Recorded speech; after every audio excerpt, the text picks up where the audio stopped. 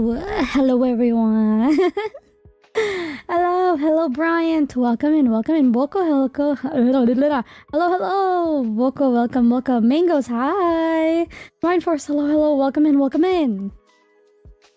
Hello everyone. Hi, hello. How are you today, huh? Good to see you too, Bryant. Oh my gosh, good to see you too. Howdy to you too. I'm good. Thank you, Harmorst. Welcome, cheese indeed. that's our safe word for today. Cheese. Say cheese if anything, if it's too scary, and then we'll pause, okay? But I'm doing good. I just got back from work. I got home at 7 today from work. Just like I had a really long shift today, chat. I had a really long shift. I was so tired. Hi messaged me kind of like in the middle of my shift, but I wasn't able to like look at I wasn't able to look at my phone because I was so busy at work. So I was like, oh my god, hi, I'm sorry, like I get out like right now.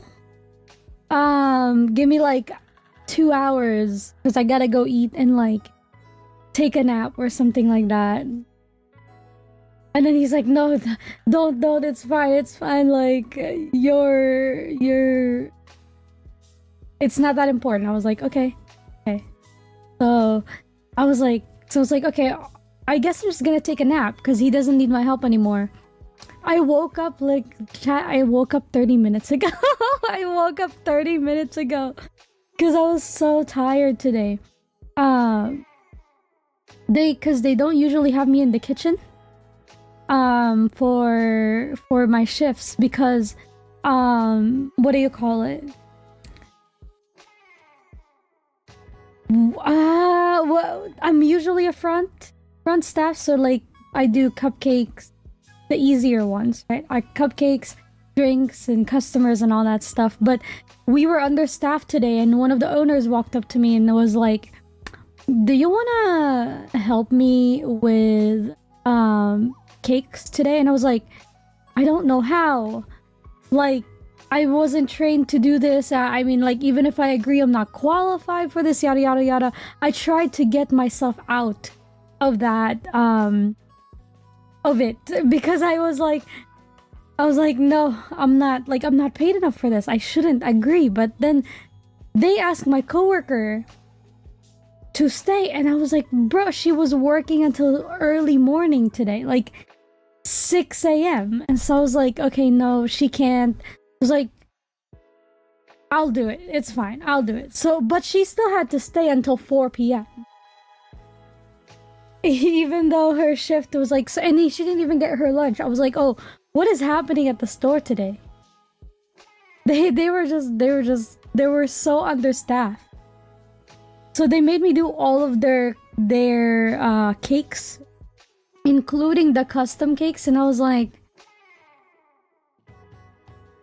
guys, I'm not qualified for this. But anyways, yeah. I was standing the entire time, so tired. Oh, it's such a tiring job. Well, okay, so it was already scheduled that this person, the person working kitchen, was not gonna be working today. Like it was on the schedule. They were like, okay, I'm not gonna be here today, because they weren't scheduled. But because there was a lot of cakes that was for tomorrow.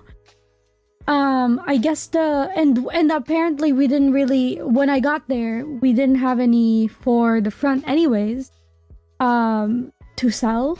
Just like a thing that for people to walk in and buy, we didn't have any. So they were like in shambles trying to get them all done, and I made them all today.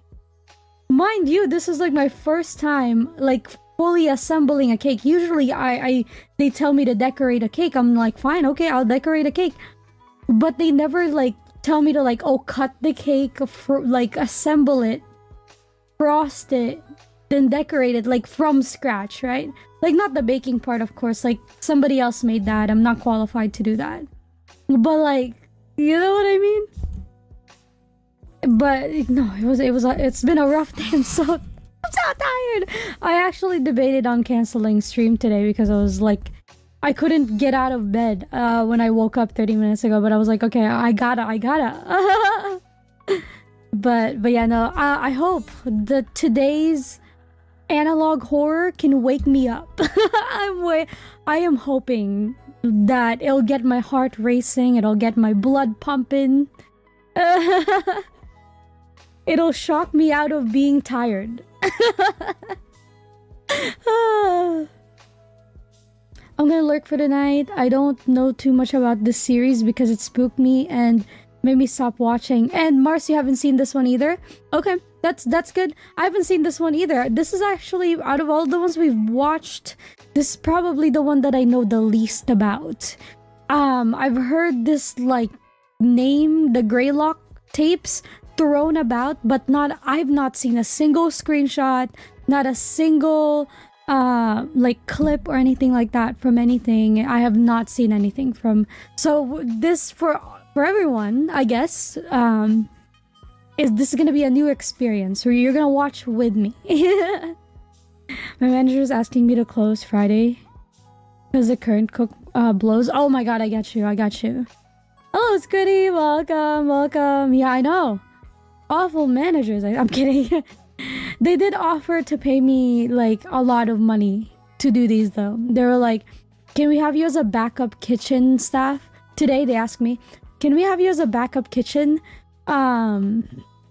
So when either the cooks or the cake decorators are not available and you're working and you're available, we can schedule you for like probably 3 hours after my front shift. So it's not gonna take from my time in the front. It's just gonna be an additional hour or something like that. Or additional, yeah, pay, I guess. So I was like, okay, well, why not? I'm not gonna say not extra money. You know? Hell yeah. Hi, hello. Not good with horror, so I won't stay long, but I hope you enjoy. Thank you, Squiddy. Thank you. Yes. Yes, thank you for dropping that by though. Thank you for saying hi. Thank you. Hello, Yoshiro. I catch your stream. Hi. Hello. How are you? As long as you got more pay for more duties. Exactly. Yes, I did. It's always the owner's wife that's always so kind. And like the entire time I was working, because she was working in the kitchen too, because she was the one that asked me to help her out. She was like, the entire time, she was like, oh my god, hey, I really appreciate you helping today. I really like appreciate you like taking the time, yada yada. I know you're supposed to work front today, yada yada. She gave me food. She gave me a drink. She told me to like sit down for a bit because I was standing for like basically like 8 hours. From the time I walked in the store, I was just put right into it and it was busy. It was busy today too. So I was like, okay. I feel bad about I feel bad complaining about my work. Specifically the management and the owners and everything like that. Because they're the nicest people ever. But they're so inefficient. They are so inefficient. And I feel so bad complaining about their work and what they're doing for the store. But I'm like, I am so overworked. I mean, I can't complain, because I have a job. But all right. But we are going to go and continue this stream with the horror. Let me go mute this real quick. I'm the only one you can hear right now. Plus do that. Okay, so you can see what I'm looking at. Sorry, my monitor is kind of large, chat, kind of large, so the UI is kind of tiny. So we're gonna do this. It looks like it's not really that long either. And it seems like it's not... Okay, I say it's not as popular Considering that none of the videos have like over 1 million views, which is the other ones that we watch, I think have had a few millions of views in there. So this one's a little quote unquote unknown. uh, you can be upset about how they do their job without complaining about the people themselves. You're right. You're right. You're right. You're right, Mind Force. The thing is though, too, is like it's not that their management is bad, it's because they're new to it, I think. Like the fact that they're not used to managing like a fast pace bakery, because we're such a small establishment that like everything and anything and everything that needs to work like kind of like in tandem with each other has to be like a very tight thing. Like it has to work so well together that everything seamlessly works out. What they're trying to do is a little like they're kind of ruining the balance we already had. But they're new to the to being owners to this place, so I you know, I'm not like I'll give them like a year, I think, and they'll get it. They'll get it. Hi, Sebastian. Welcome, welcome. How are you today, bro? How are you? How are you? I'm good though. I'm good. I'm good. I don't know if you can hear my voice. It's a little scratchy today because I just woke up. I haven't used it. Actually, technically, I haven't used it all day because I was in the kitchen. I didn't talk to a single person. I was so busy.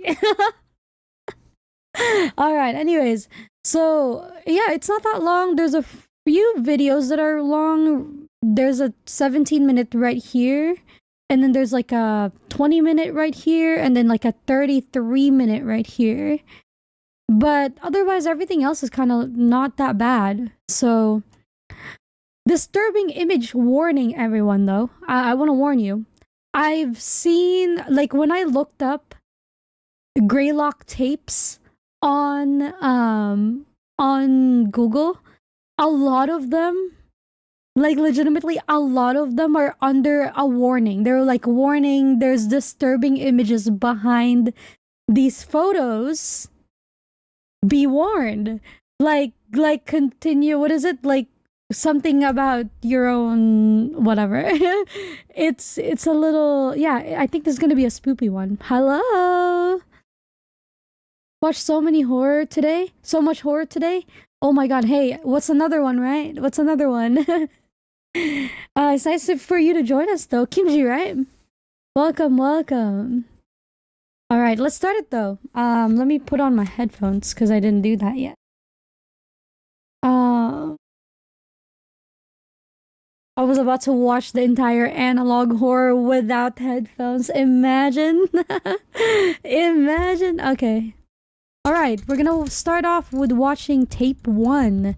Back online Greylock analog horror. So from what I like, I don't know anything about this, by the way. Yes, there's gore in here, by the way.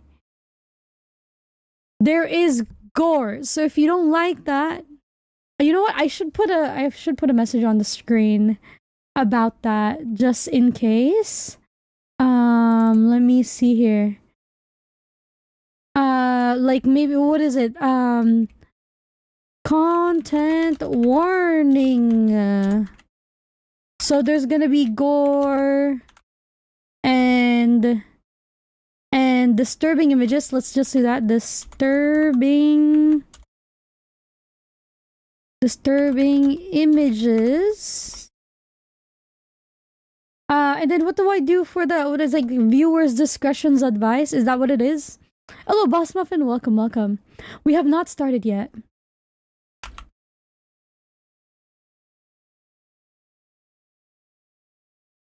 I don't know how to spell, Chad. How do you spell discretion?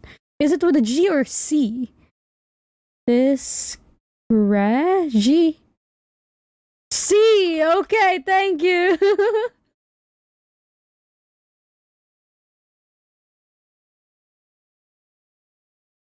Thank you, thank you.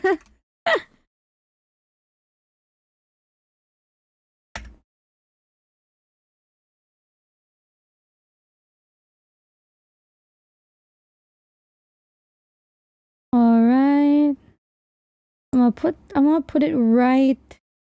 You know what? I'm gonna put it right above my head. Let me see here if it fits, if you can see it. Yeah, that's fine. I think I might be here for only a bit. I would like to get at least some sleep and not. Oh no, I got you. Yeah, Greylock is awesome. It's gonna be real spooky. Okay, that's good. I love that. I think the previous one that we watched wasn't like the one before this that we watched wasn't as scary in my opinion. The one with the little boy, not the little boy, the guy in the mall, the abandoned mall.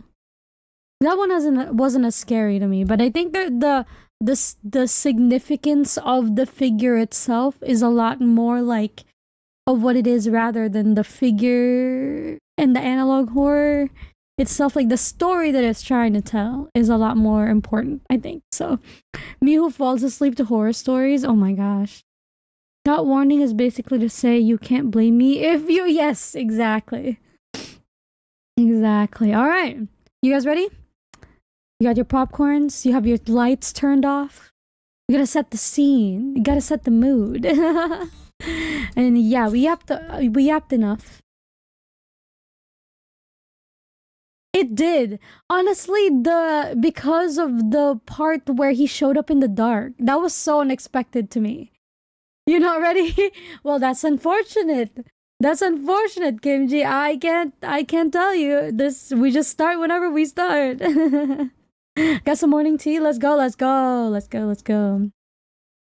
right. Let me know if you can hear it as well. Kind of quiet. Go back. Also, have you seen the YouTube's UI, by the way? It's kind of scary.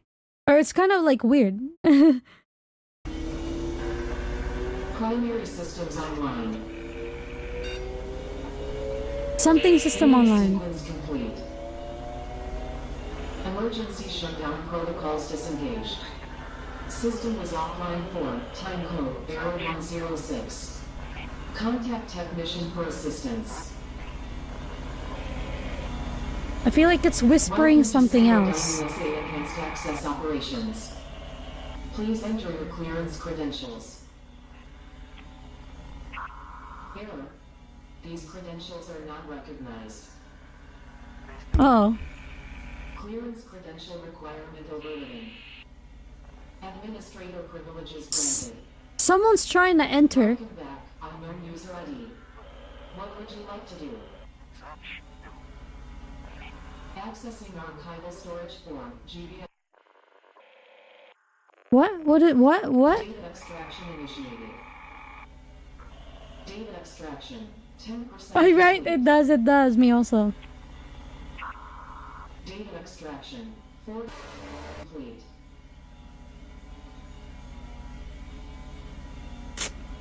Data extraction. Yeah, this does look like the FNAF CCTV, right? Complete. All data extracted to error. No. Wait a minute. Wait. So what was that? So someone was trying to. There may be new releases and haven't kept up with the series as of late, so I'm excited. Hell yeah. So someone's trying to enter and somebody extracted data. And it showed us a lot of things. There was like 2 areas where they showed us text. Should I go back and see what it was? But that's a good like starter to it. Someone's trying to enter something. They extracted some data. An unknown user extracted some data. I mean, we could, but I feel like we wouldn't actually. You know what? I'm curious now. Hold on. Go back. Where was it? It was yes, around here. Fatal error. Camera location. Morgue. offline. Oops, that's not what I meant to do.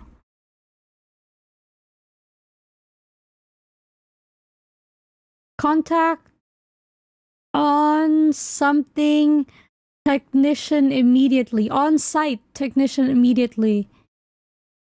And then I think it's just repeating. Yeah. So fatal error. Internal camera location. Okay. And there's another one after that. This? There was another one, wasn't there? I guess probably said the same thing. Hello! Hi, music. Welcome. Yes, I caught another stream in analog horror. Best night so far of 2025. Hell yeah. Hell yeah. Hello, music. Have Wendy bro. Oh, yes. This is the best part of every time we do analog horror is watching Wendy bro. Wendy Goon. Explain to us what the heck is happening. All right. We'll have him explain it to us later. All right.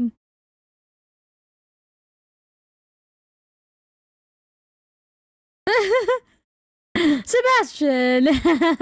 All right, let me see. Okay. All right. Go back. All right, we're on the second episode. Tape 002, The Mountain. Okay, it looks like... Oh, I feel like I've seen this one. But again, there's a lot of horror, analog horror that are like this a little. Let me read to you, dear believer, the words of the late brilliant Charles Spurgeon, who discussed this at length in a sermon all the way back in 1864. He said, quote, "Our adversary, the devil, goes about like a roaring lion, seeking whom he may devour. We are taught by our This is a good one? Okay. Pray, do not lead us into temptation, but deliver us from the evil one. What we are taught to seek or shun in prayer." Is that a fire on the tree? Oh no, it's just light. Okay. Very warily, therefore, should we endeavor to avoid temptation, seeking to walk in the path of obedience, so that we may never be guilty of tempting the devil to tempt us. We are not to enter the thicket in search of the lion. We may pay dear. So he was listening to a sermon, which is basically... Oh my god. No, he leaves the house. He leaves the car. No way.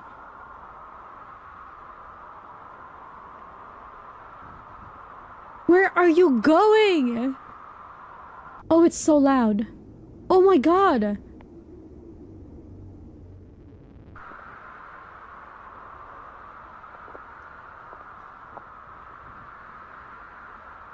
This is like Don't Scream, like the footage. What are we zooming in on? What is that?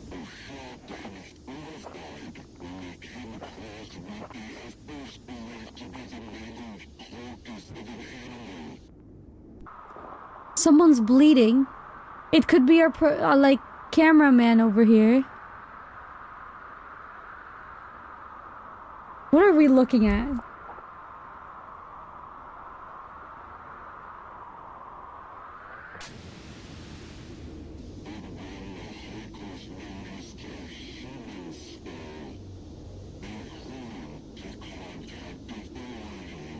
What? Sorry, I'm gonna put my mic closer to me. I'm leaning back. Hold on. It's okay, Kimji.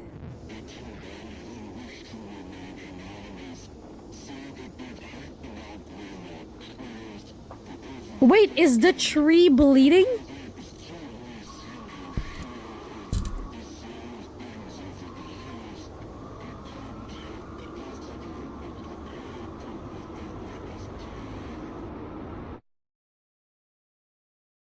When we will come face to face with the devil himself, whether we intended to or not. Okay. Believer. He turned off his light. By our own And he's driving really, really slowly. Verse 19, Or no, wait. says, "For out of the heart come evil Matthew thoughts, chapter 15, verse adultery, 19. sexual immorality, theft, false witness, slander." There is a shadow nested deep, deep within our hearts, within our minds, in a place most people don't even know exists within themselves. C2. The devil is gonna call What's he to doing? those depths, dear believer. And those What's he who doing? tremble before the beast, you should make it easier on Hello. yourself and accept what it is that he bestows upon you. Oh! And now he's speeding.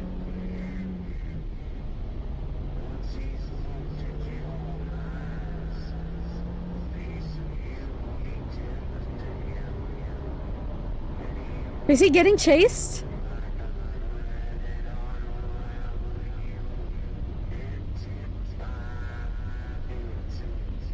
So there's a biblical reference here. He's like listening to a sermon on the radio.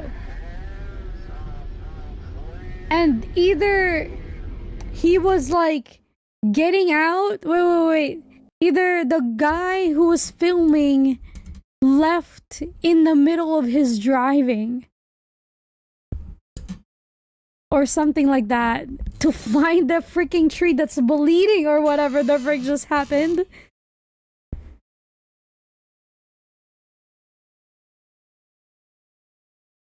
See, if that was me, bro, I wouldn't even slow down. Like, in fact, I would speed up. You know, if I was in his situation, I wouldn't stop in the middle of the road or whatever, turning on and off my light because I heard something outside. No, I'm out of there. I'm out of there, bro. Dude. Yes, Greylock. This series is fun. This is gonna be fun. Okay. I'm awake now, chat. Good morning. Yeah, so something like started chasing him after that. I think I will ignore the sound and go lol. I can lower the noise down for you guys if you want, if it's too scary. I did actually lower it halfway through also, cause it looked like it was getting really loud on OBS. If I see bleed, thank you for the hearts, thank you. If I see bleeding tree, catch you on the other side of the earth. For real, I'm gonna slash TP out of there. It did. He was stopping for a smoke break. These videos make me want to go to places abandoned, but Sebastian, what an adventurous soul you have. Ain't no way. Oh, that's so fun. Yeah, dude wanted a smoke break. He got an entire chase. There is a tree that actually bleeds in real life. It's just really red sap, but it's scary. You know what? Yeah, I mean, exactly. Like, you imagine back, you'd come. No, music, no.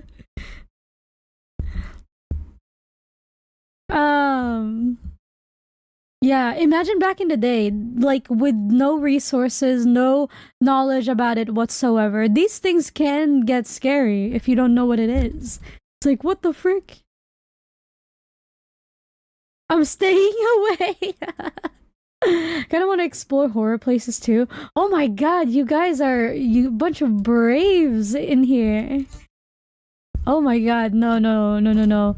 You know my mom, you know the ship, the haunted ship?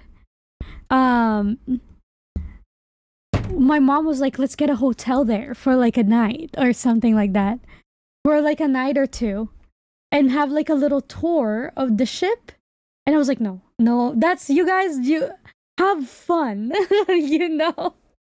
Have fun yourself. I am gonna stay right here where it's bright and safe and there's no clanking noises. You know, I have my Minecraft in the background. Some yeah, the Queen Mary, exactly. Yes, that like that. If you wanna if you want forsaken places to explore, look no further than Cleveland, Ohio. Oh my god, Ohio mentioned. Just for curiosity, I want to become a paranormal explorer. It does sound fun though. I feel like if you're like if you're into the thrill of horror and scary stuff, like exploring these places is gonna be really fun for you. But I mean, honestly, if I can experience it once in my life, like that's it. Like I will only do it once, and like it's gonna be like you have to pick like wisely. You have to pick wisely which one you want to take me to, because I'm never going again. If you want me to explore any of the haunted stuff, I want to talk to demons. You got your spirit box. You got it. You got it. Just ask them questions. No, I'm getting dragged into. Can I take you to the back rooms? Dude, if you're gonna take me to the back rooms, I'm holding your hands. I'm handcuffing you to me. I'm not being like time dilated into a different like dimension or whatever the frick is happening in the back rooms. Dude, if I am going to be, I'm taking you with me. There's a cemetery here called Cementerio Catholic cemetery, and it is terrifying because it is just buildings, hallways, and basements. Oh frick! Oh frick! No, did I tell you guys a story? Back when I was in second grade, I used to live with my my what do you call it? Grandma. One of my grandma's sister. So she's still a grandma to me, right? And they live in an apartment complex, but like legitimately right across the railings is a cemetery. Cemetery? How I don't know how you say it. And like they live on the top floor. And they have like a wide, like legitimately 360 view of the entire place. And you look over the railings from their house. In fact, the room that I slept in, the window is overlooking the cemetery. Dude! I was so scared. Because apparently there was a story that that grandma used to tell me all the time, where she told me that I got up in the middle of the night to turn the lights on, even though I had no recollection of that happening. And I told her I was asleep the entire time. I was like, what?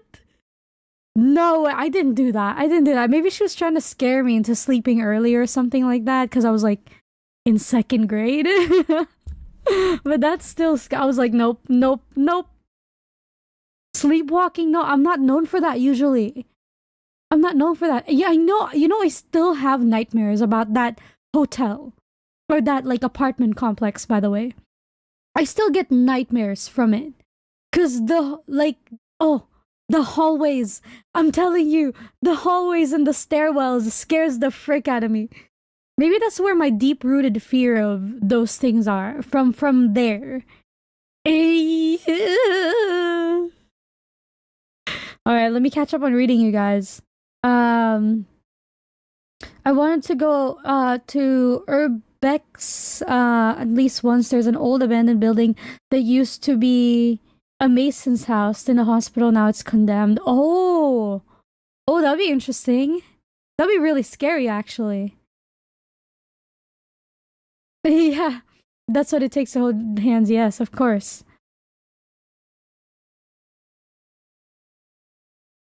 What if a time dilated you and the handcuff in my hands without me? I'll take your hands with me, bro. I'll take your hands with me. Oh my. You guys freaked out about the hand holding, didn't you? Oh my god, I have experience being possessed? No way. No. No, that's scary. That's so scary. Yeah, you went once and never felt so uncomfortable in a place. Honestly, cemetery is just like uncomfortable anyway, so I get you. Look for it. Put Catholic Cemetery Chile in Google. Okay, okay, okay. I shall. Remind me later. Remind me later. Be extra adventurous and bring a Ouija board. No. Yeah, you're right. I'm just gonna be holding a mango. You know? my what do you call it? My emotional support mango. All right, let's get on to this one. All right, tape 3 orientation protocol. Warning: this video cassette is intended for the sole use of name Alexander Michael Marsh. Subject something something something something. I'll have a name tag and the googly eyes. Yes, exactly.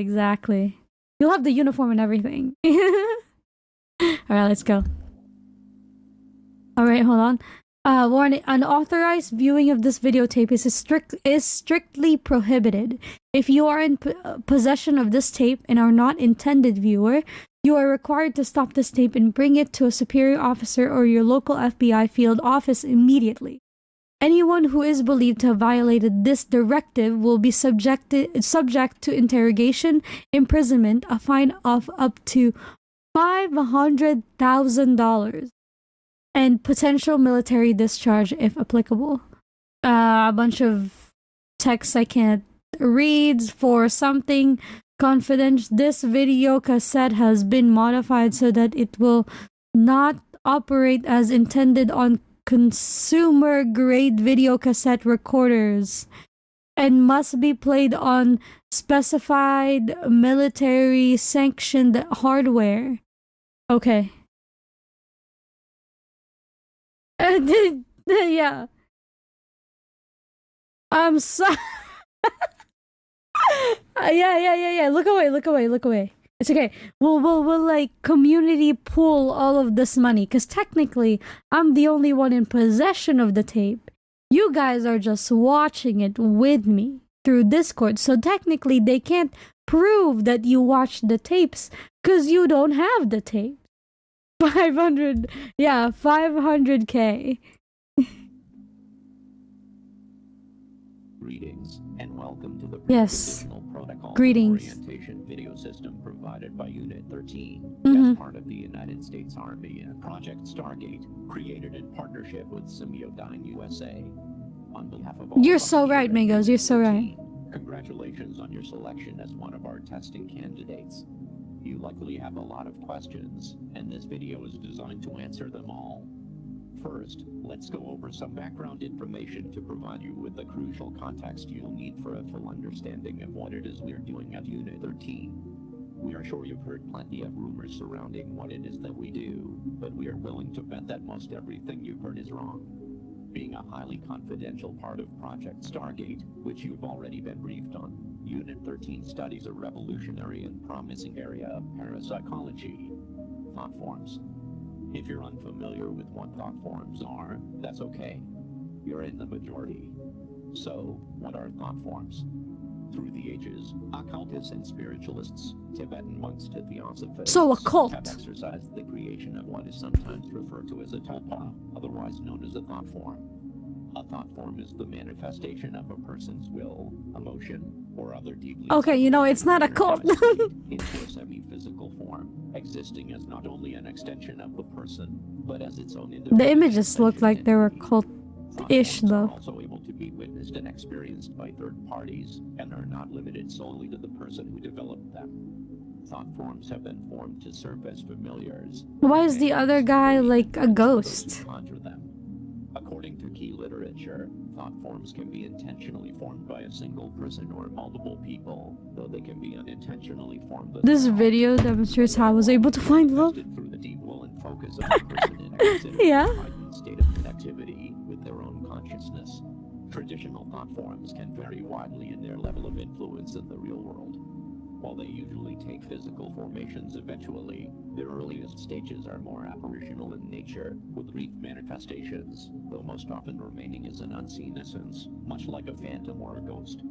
At this phase, thought forms and ghosts are very similar in a number of ways. Individuals can make contact with them through communication devices, such as a Ouija board or through EVP sessions. Here's a Ouija board. The form may respond through moving objects, manipulating electronics, or even speaking words and short phrases. Due to their striking similarities, a current theory established by Unit 13 suggests that what we know as ghosts may not be as common as we once believed. Rather than a deceased person's energy being left behind after death, it's possible, and indeed likely, that these paranormal entities are actually thought forms that are unintentionally created by those individuals that the deceased has left behind, who spend inordinate amounts of time in deeply emotional states, where their mental capacity is largely occupied by a powerful focus on the departed individual. In other words, as these are the ideal conditions from which thought forms are born, people may very well create their own ghosts and hauntings.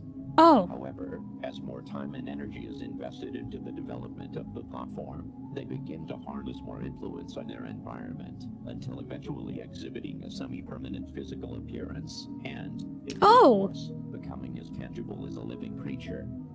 This is where Unit 13's interest comes in. Oh, that's scary.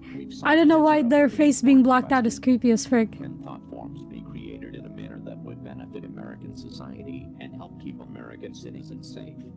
Unfortunately, the practice of intentionally creating a thought form by traditional methods would undoubtedly take years and years of developmental training. So, Project Stargate has enlisted a world. What am I looking at? In thought forms. Oh, it's a man that has his face blocked off. A number of the operations related to Unit 13's work. His participation has been invaluable and has brought fruitful results to the project. Due to Unit 13 and Semiodyne USA's combined efforts, bringing together some of the most prestigious minds in the world, specializing in the sciences of the human consciousness, with cutting-edge technology and engineering methods, we've created a groundbreaking, proprietary invention. Introducing the Thought Form Manifester. So, why though? Independent and self-sustaining thought form entities from Do they want to so they want the ghost to have a tangible form, or ghost, quote unquote, or platforms? They could look like a person, an object, an animal, or even something as abstract as the physical representation of an emotion. That being said, it's recommended to brace yourself before touring the thought form chambers, as thought forms can also take on appearances that could be considered disturbing, like a creature one might see in a spider. There's no reason to be afraid, however. All thought forms are docile by nature, and while they may look or behave in a front, they're absolutely not docile. Of making physical contact, they pose no threat to humans. They're very much a threat. The thought form manifester is completed. Your thought form will be securely transported directly into a containment chamber. Thought forms are unable to pass through the barrier of I'm assuming that's also a lie. There are some very rare potential side effects that may result from your session.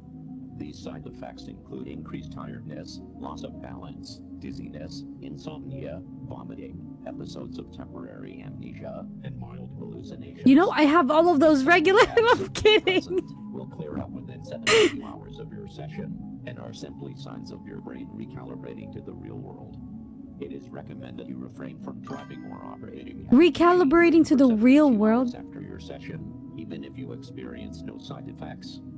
Lioness, hell yeah. Should cause you any harm or overt stress, and former testing candidates who have experienced these side effects reported that they were very mild and merely a transient inconvenience. With all that out of the way, we are looking forward to your participation with Unit 13, and your time in the Thought Form Manifester has been scheduled.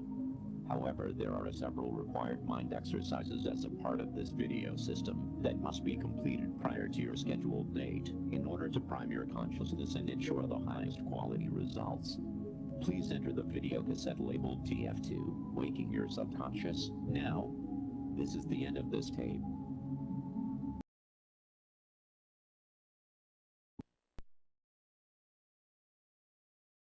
Okay. So there's a lot to unpack there. So there's so the government is trying to manifest these quote unquote platforms, which could be like literally anything, the ghost of somebody, a physical like a manifestation of an emotion or something like that, and they can appear in however form it needs to be, animal, person, or disturbing images and stuff. Welcome in, Inochi. Thank you for the raid. Thank you. Welcome in, raiders. Welcome. I really appreciate it. Yeah, thought forms, exactly. I can think of a million reasons why the government would want to fund a project like this. Yeah, because do tell, patron. Do tell. Hello, Jenna. Welcome. Jenna World. I like your name. Welcome in. Thank you for the raid again, Inoshi. Thank you. Let me go shout you out real quick. Let me do that. Go to channel. Oh my god, Inochi, you're so close to 1K, by the way. You're popping off. You are popping off. Look at you go. Oh. You shouted yourself out. Thank you. I was gonna do that just now. You beat me to it. Thank you, though. Thank you so much. Oh, wait, sorry, that's Mangoes. Never mind, that's not Inochi. Oops, yeah, Mangoes. Thank you for doing the shout out. I'm sorry, my bad. I couldn't read. Hello, that guy over there. Welcome in. Thank you for the raid. Thank you. What'd you do today, huh? You guys good? I'm sorry, Mangoes. Your name blended in with my thing. And I couldn't see it. I'm so sorry. Oh no. Yes. But yeah, welcome in, raiders. We're just watching some horror. We're on the 4th video of the horror. We just finished our 3rd. We're kind of dissecting the 3rd one real quick, where we're did work for Crook. Nice. Crook Gamer. Yes, they're doing a lot of videos and streams videos. And yeah, that's good. You made them on overlay. Let's go. I hope that went well. Yeah, we're just watching some horror. Yeah, 4th video of the series so far. This one's a little long, chat. 8 minutes and 10 seconds. But yeah, the other one, like, yeah, they're trying to make like they're trying to manifest these thought forms into physical, tangible stuff. And like, nothing could possibly go wrong. Nothing could possibly go wrong with the government tampering with that type of technology. Surely. All right, let's continue. Unexpected visitor. Sorry, not unwanted visitor. Unexpected visitor. Tape 4. Let's go. All right. Yes, raiders. We're watching horror. So if you're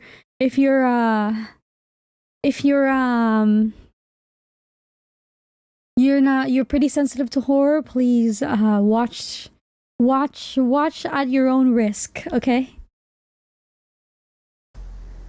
Right, let's pay attention to this one. Oh, there's a man on the window. We're stalking a man. And a man in his house. Oh, what the frick is that? Is that a dog? That's a man. That's a whole man.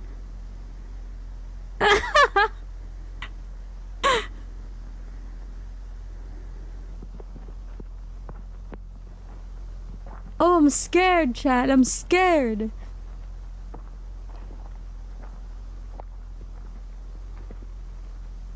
Oh, we're walking closer to the house. That's fine. May I recommend a horror movie that also has Tupa thought forms as a major plot point? Sure, go ahead. Alright, so What are we trying to do even? That's oh man. Sure, that's a man. No. Oh my god, don't peek into people's windows, chat. If you do this, please don't do it. Like, you're either gonna get scared or like they're gonna get scared. I'm gonna lean back because I'm scared. I'm so ready to take my headphones off. Empty Man, it's one of my favorite movies of all time. Oh, okay. We can add that to the list of stuff that we can watch. Hello, Crook. Crooka, welcome. Yes, we're just watching a horror analog videos. Window peeking.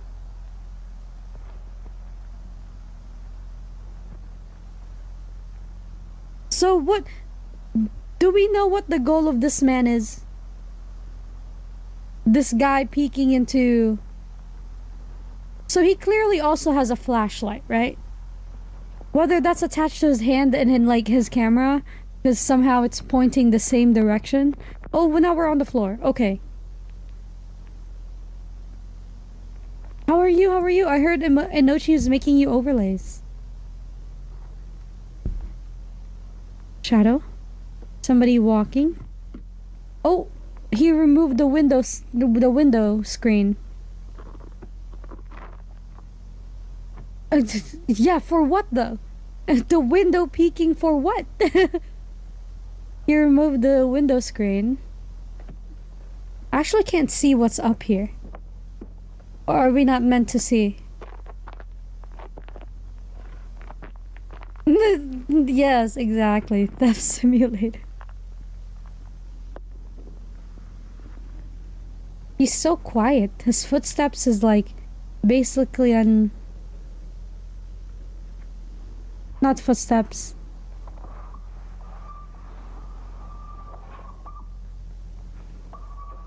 Is he looking through the same window? No. Oh, he's going in. Oh, Shine Spectre. Oh my god. Alright. He's going in. He's in. Can somebody tell me if this is made also in like kind of like how the backrooms were made? Like it was modeling and stuff. It's not real.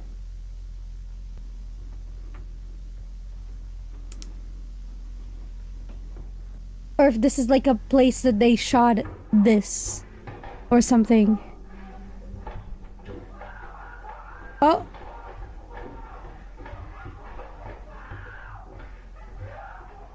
Someone's getting beaten up. And we're walking away just like that.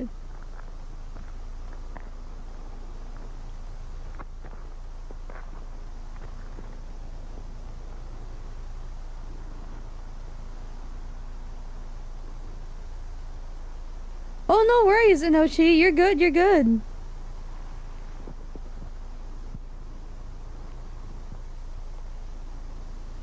Okay. Yeah, okay.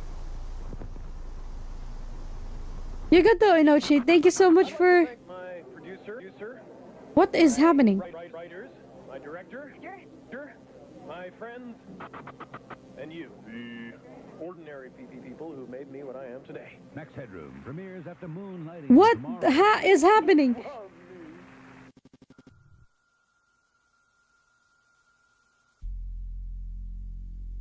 We interrupt our current program at the request of the Massachusetts State Police. This is the emergency broadcast system. This is not a test. All normal broadcasting has been discontinued during the emergency. Good night, Inochi. Thank you so much for the raid again. Thank you. Information, news, and instruction for Northern Berkshire County, Massachusetts, after the following tone. Massachusetts. Oh, this red is so blinding. 3:34 a.m. Massachusetts State Police confirmed the presence of a potential group of active and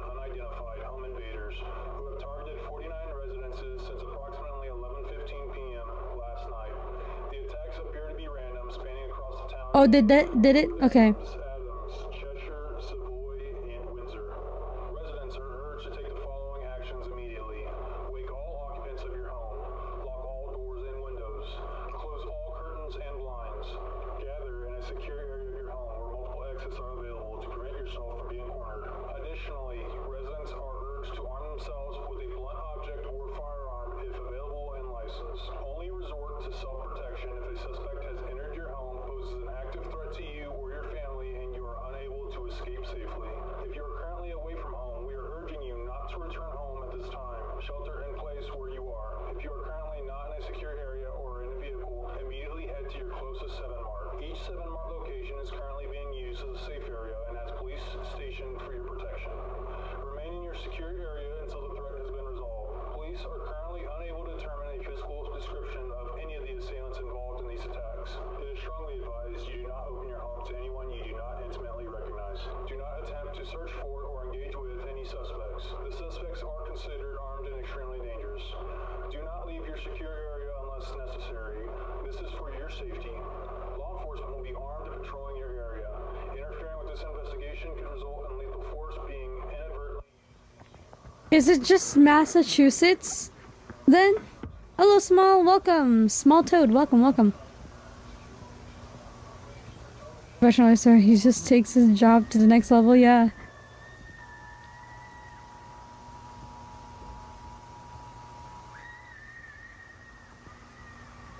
Screaming in the background?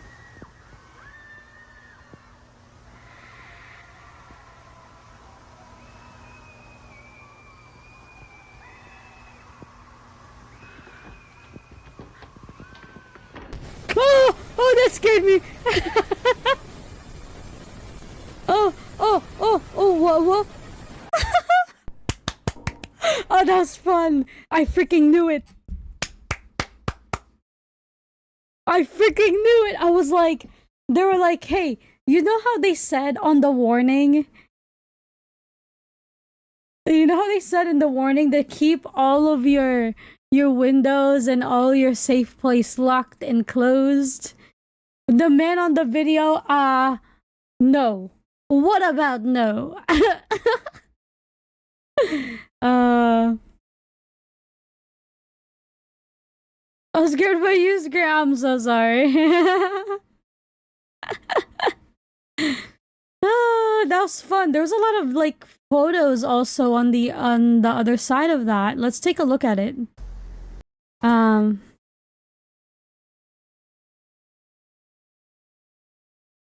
Like, this is disturbing. Like, the photo that they sent, that they showed the first time, there's a face there too, by the way. So that's the hand.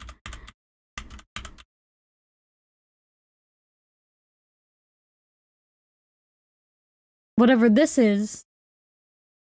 And the face still.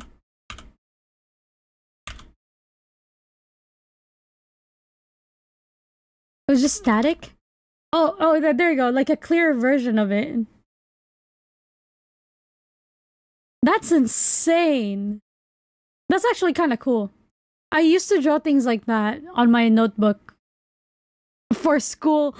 Oh, the hand again? Oh. I've seen this one though. Hold on. I've seen this thing. Is this guy a character? I saw this when I was looking up things to put on the thumbnail. Is this guy important? That is something I never thought I thought you would never do. You don't think I draw like disturbing like stuff? I'm into apocalyptic stuff, chat. But it sounds very you, yes. The rotting in flesh. Dead flesh. Fresh dead flesh is scary. Yes, I know. I know. Hello, Mars. Welcome. We're in episode 4. Video number 4. We just finished it, so we're gonna pause and see what all the stuff is about.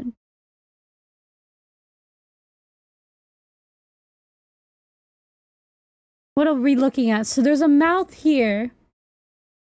It looks like their top half is cut off.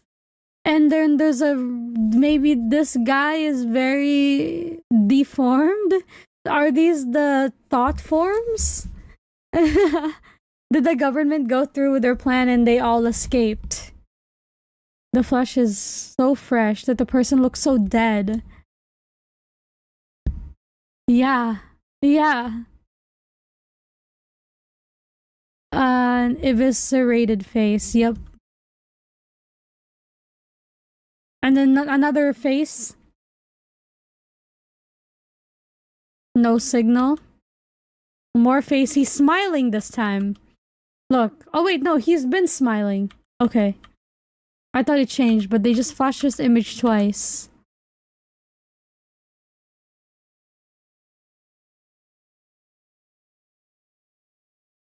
A skull. No signal. This happened so fast. Is that a word? Probably not.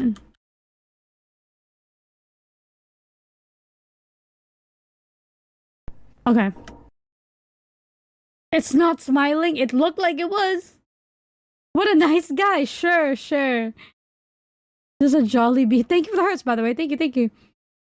This is a slideshow of the faces people make on those amusement park rides. Yeah. Alright. Thank you for the hearts, by the way. Thank you, thank you. Alright, let's go. Tape 5, not here, not now, not anymore. Oh, hi, Wanda. The ones where it takes pictures of you? Yes! Exactly, exactly. Nice to see you. Nice to see you too. Do you guys want the subtitle on this one? Let's do it. Well, hello again, Tiffany. Oh, hi, Wanda. Nice to see you. Nice to see you too. No dad this time. No, unfortunately, he couldn't get off work today. So I'm gonna have to call him on a payphone to let him know all the details as soon as we're done. He's excited to be a dad, huh? Oh, yes. So we have a Wanda. We both can't wait to be parents. Aw, and you said you've been together Okay. since high school, right? Yep. That's so sweet. And have you decided on a name for your baby boy yet? Yep. We're going with Max. Ooh, Max, huh? That's a nice, strong name. Okay, okay. Thank you, Mangoes. Thank you, thank you. Make him strong right off the bat. That's a pretty good way of thinking about it. So let's see how strong little Max is so you can hurry up and make that call. Yes, please. He's been moving around like crazy the past couple weeks. So I think he's really strong enough to kick so hard I almost... This girl is pregnant. Aw, what a wild boy. Activity is good. Yep. Okay, hopefully this isn't too cold. No, it's okay. Just getting an ultrasound. Thank you, Mangoes. Good night. There he is. He's definitely a growing boy, that's for sure. And you're both looking really good. Oh, I love hearing that. Let's get some measurements to see exactly how much he's grown. Oh. Oh.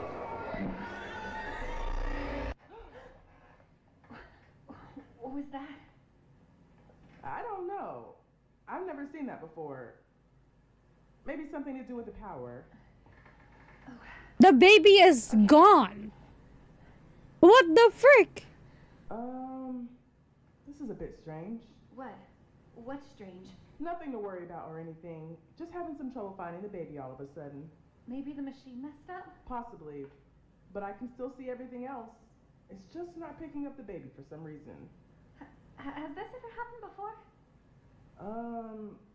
Well, sometimes babies can move into certain positions that are hard to see. But you can't see my baby at all? I'm looking. Don't worry, he's definitely here.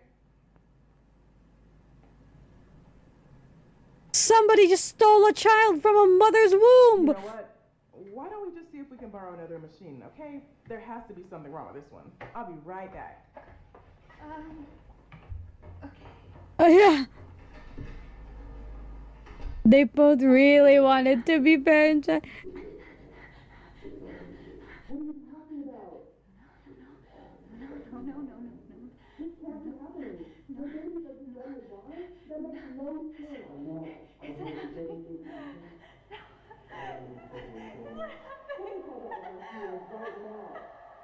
Oh.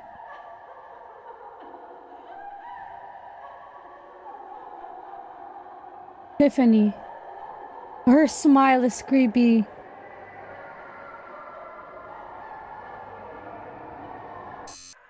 Oh my god. Wait, hold on. I love how every time this scene comes up, everyone's reaction is always exactly the baby is gone. I mean, we were shown like a whole minute of nothing and then an ultrasound where it's trying to focus on the baby. And then suddenly the baby is gone. So what was that about?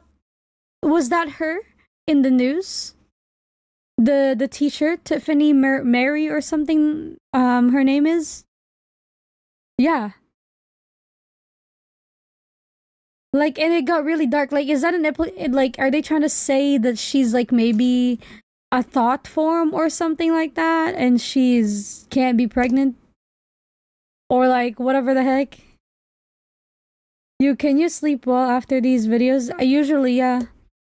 Honestly, chat, here's a superpower I have whenever I stream. I often forget what I did on stream. So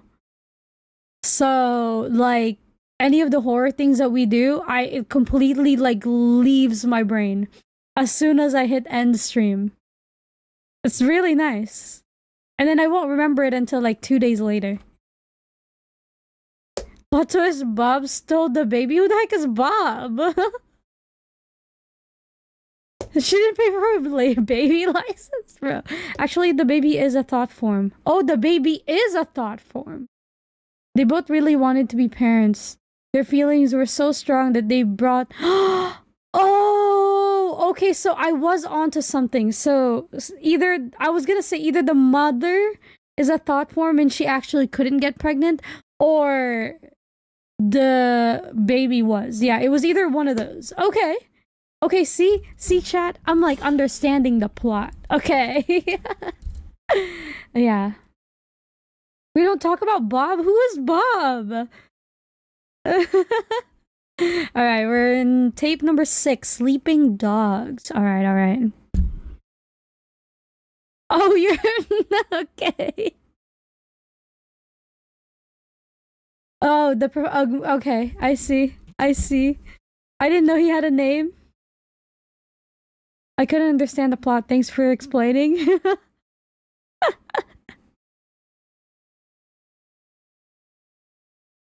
Oh no. Okay. Alright. Let's watch this. It looks like we're watching like a meeting or something, like a public meeting. So Dr. Bernard T. Hayes. Symptoms of Jungian psychology and the manifestation of consciousness. New York City, October 4th, 1981.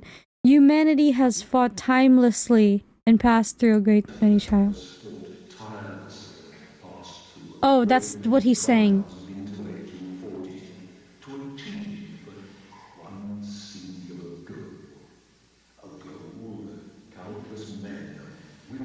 This guy sounds like a nerd. Leaving their towers of work behind, to be climbed by coming generations. Higher and higher they ascend, so that we will at last reach the one called God. And there, on his apex of infinite knowledge and power, we will approach and look him in the eye. As an equal. Oh. Surely.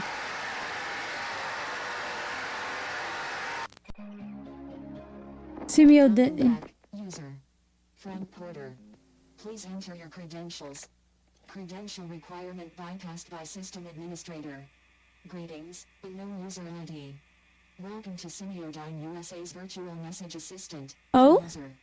Project Director, Frank Porter. Establishing custom telephone message settings. Sender, Paul Morelli, of. Oh, we have a name. Construction and Mining Company. Dates of receipt ranging from March 24th, 1987 to March 30th, 1987. Beginning playback of your messages. 32? Message 1.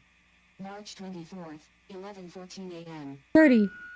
Hey Frank, it's Paul Morelli. We ran into somewhat of an issue today. We came across these tunnels inside the mountain, pretty deep in, but well, this is gonna sound a little crazy, but he told me to call if anything strange came up, and I figured this qualifies. People have been here before. Some obviously man-made shit in there, like carvings and stone. This shit looks ancient, like real old. I took a crew in to look through it, but since part of the tunnels caved in some time ago, we're gonna just have to bust through it regardless. But I still wanted to make you aware of it. Anyway. Secret tunnel, yep. Thanks. Message 2. March 25th, 7:38 a.m. Hey Frank, it's Paul. Just calling to tell you the day might be a bit slower than usual. Unfortunately, a number of the crew are sick as dogs. Not really sure what kind of stomach bugs. I hate the fact that the little square is moving left and right. And now it's off-centered. Hopefully things will get a little closer to normal, you know. That being said, I don't know how the hell this happened, but the section of the tunnel here caved in is clear. The tunnel's been wired up with a few lights, too. Wanted to see if maybe you sent someone in while we were off shift. Night crew said you didn't, but, you know, I didn't see anybody else either, so... But a few of the guys said they'd seen something running around in the woods surrounding the site. Oh. I figured it's probably a deer or whatever, but seeing all the ruckus we're making out here, you know? But they all insisted it was something else. Something like a real tall man. Oh. So if many people are imagining it, then it could manifest into a physical form. We're gonna avoid the tunnel until I hear back from you. Alright, bye now.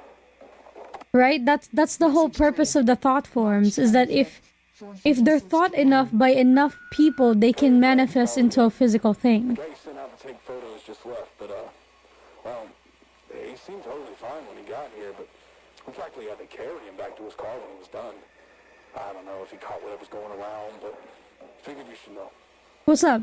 Also, we found some really old shit. Sculpting? Oh, nice, nice. Now, I ain't no historian, but His smile? we got a guy on the crew who used to What do about his smile? work or whatever, and I think it's pretty normal. well, I guess there's some old artifacts down there. It's fading? Oh, I didn't know that. I didn't notice. I'll have him draft up a report for you and send it your way, because I feel like he'd be interested, and he can explain all this shit better than I could anyways. His name's Arnold Rivers. That's about it. Alright, bye. The real horror is a lack of symmetry. March 26th, 1:03 p.m. Frank, something ain't right here. Crew's getting worse, more sick. I feel okay so far. I don't know how long that's gonna last. I saw that thing the guys have been talking about. They manifested it. Literally. Tree line. I swear it had a face. Anyways, just call me back as soon as you can, Frank. Message 5. March 27th, 12:10 p.m. All our food is rotten, totally spoiled and covered in maggots. It was perfectly fine and stored. There wasn't any problems with the generator, even if we lost power. I mean, it's the end of March. All our food looks like it's been left out in the heat for weeks. No idea what's going on. Please call me back. Message 6. Yeah. Well, we're gonna do a comparison later. It's Paul. Oh, like his face is drooping, it looks like. Out here with us. It's in the woods. And it's watching us, goddammit. It ain't no animal either. Who are you guys gonna put up those fancy hunting cameras and see if we can catch anything? Maybe locals fucking with us? I don't know. We'll figure it out. But yeah. Anyways, I just... Oh. Content camera, motion detected. Alright, be ready. Oh? Message 7. Date and time on What was the motion? Hold on.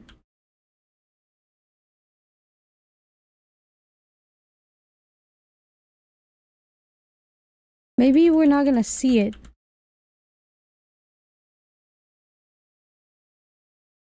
There's a motion here, apparently. But I can't see crap. False alarm? Probably. Probably. Look real close.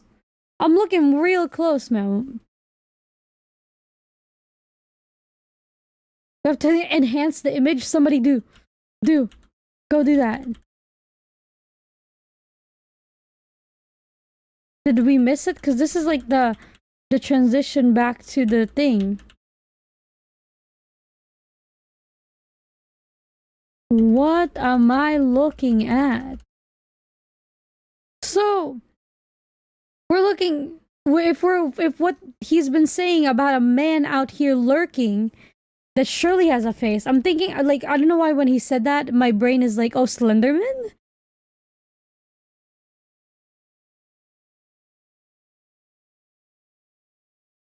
What am I looking at? And it's motion detected too. Is it the tree?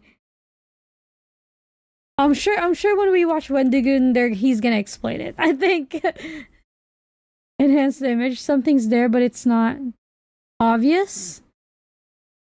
Okay. Oh, well, I can't see it, so I guess I can't. Is it like a spider or something like that? Here, is this a hand? Right here? Is this a hand? Now I gotta know if that thing is moving. I said enhance. I don't know how to enhance it, bro. This is from a YouTube video.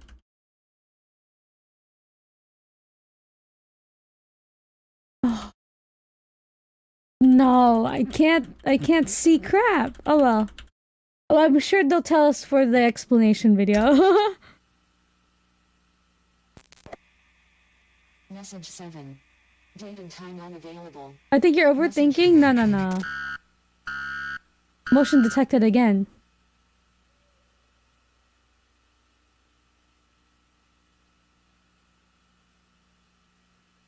Oh, that's... Oh, I mean, unless it's that. Message 8. Interesting. March 29th. You think you saw something? Frank, it's Paul. Holy shit, well, a lot of the crew here is sick now, and they're sort of like unresponsive. We tried emergency contacts for them, but they just keep ringing. The phones, they just Yeah. ringing. I think this video is almost done, so... Nobody picked up. No answer machines either. Made a call to the hospital, and same thing. Just ringing. Just tried 911, still nothing. I figured the phones were fucked up. 911? In 1987? The machine actually picked up. He's going crazy.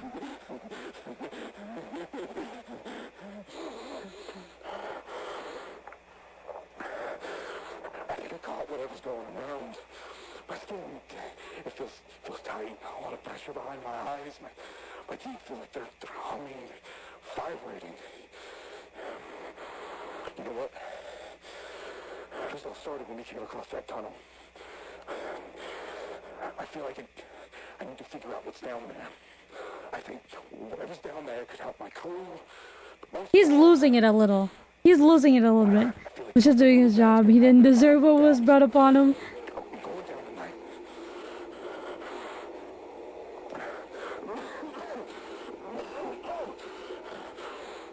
He's not doing so well.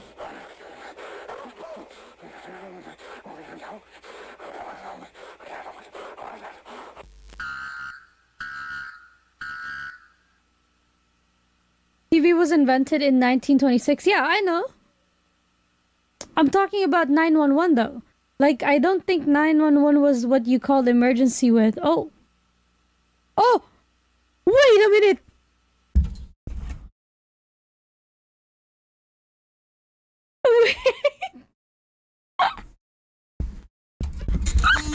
That's so cool. Wait, that's awesome. Go back. Message 9. March 30th, Time unavailable. No, it doesn't want to go back.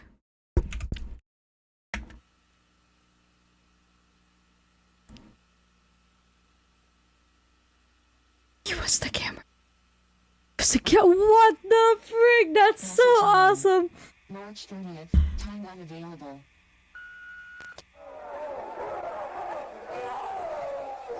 Uh-oh.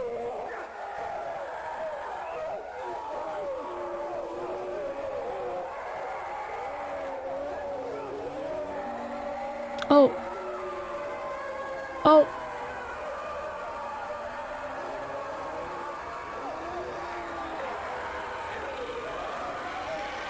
That looks like our boy, Paul. He's lost it. This is the end of your messages.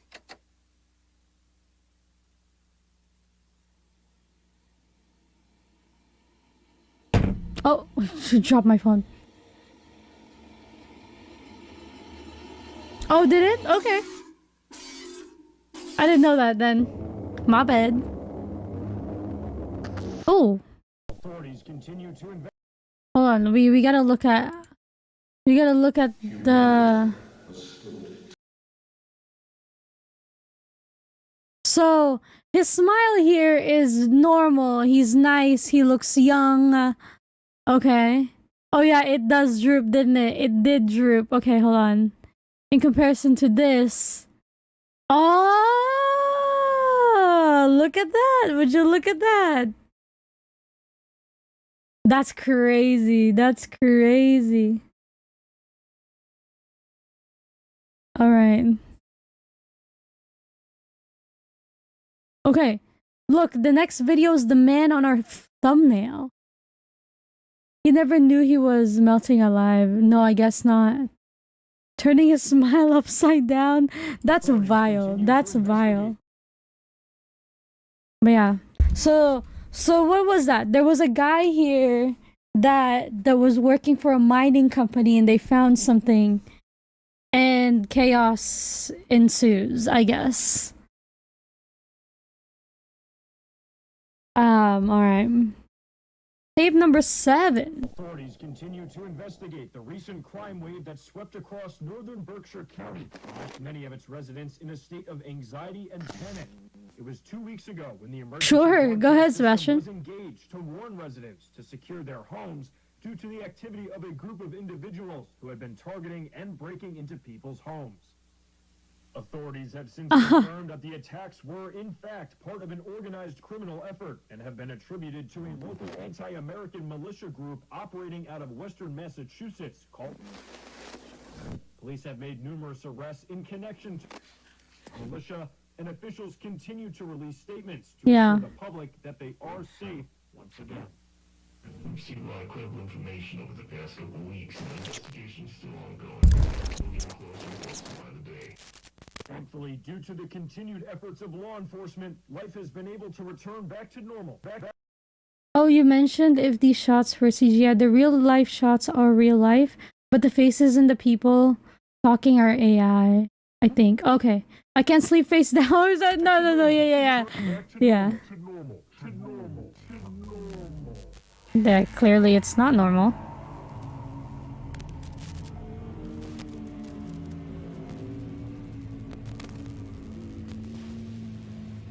So a person... Oh.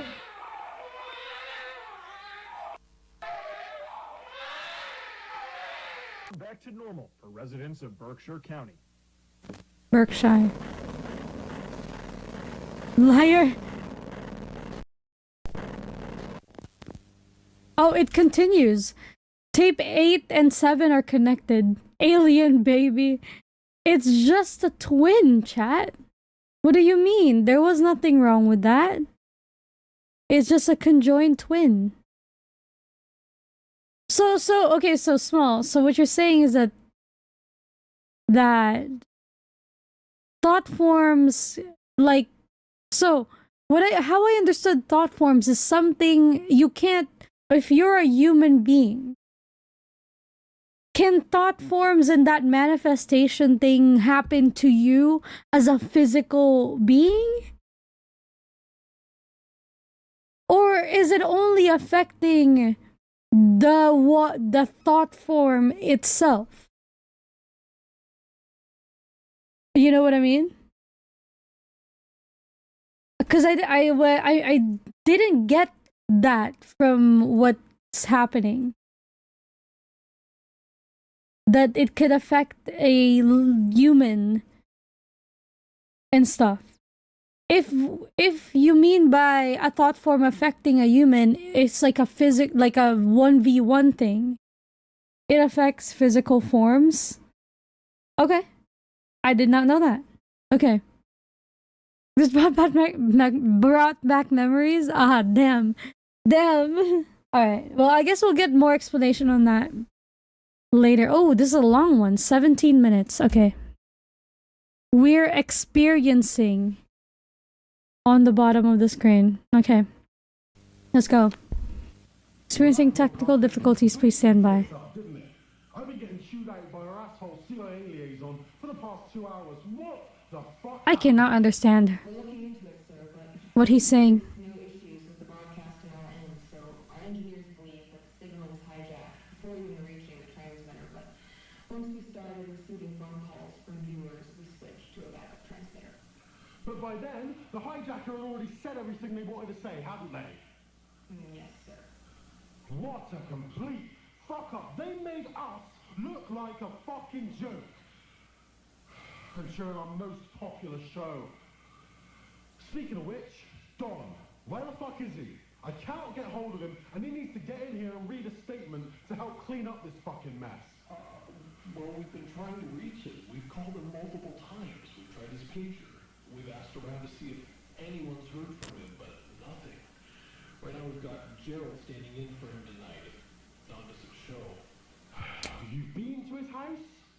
Well, no. I just thought that maybe he'd be upset if I did that. Get in your fucking car and go to his fucking house.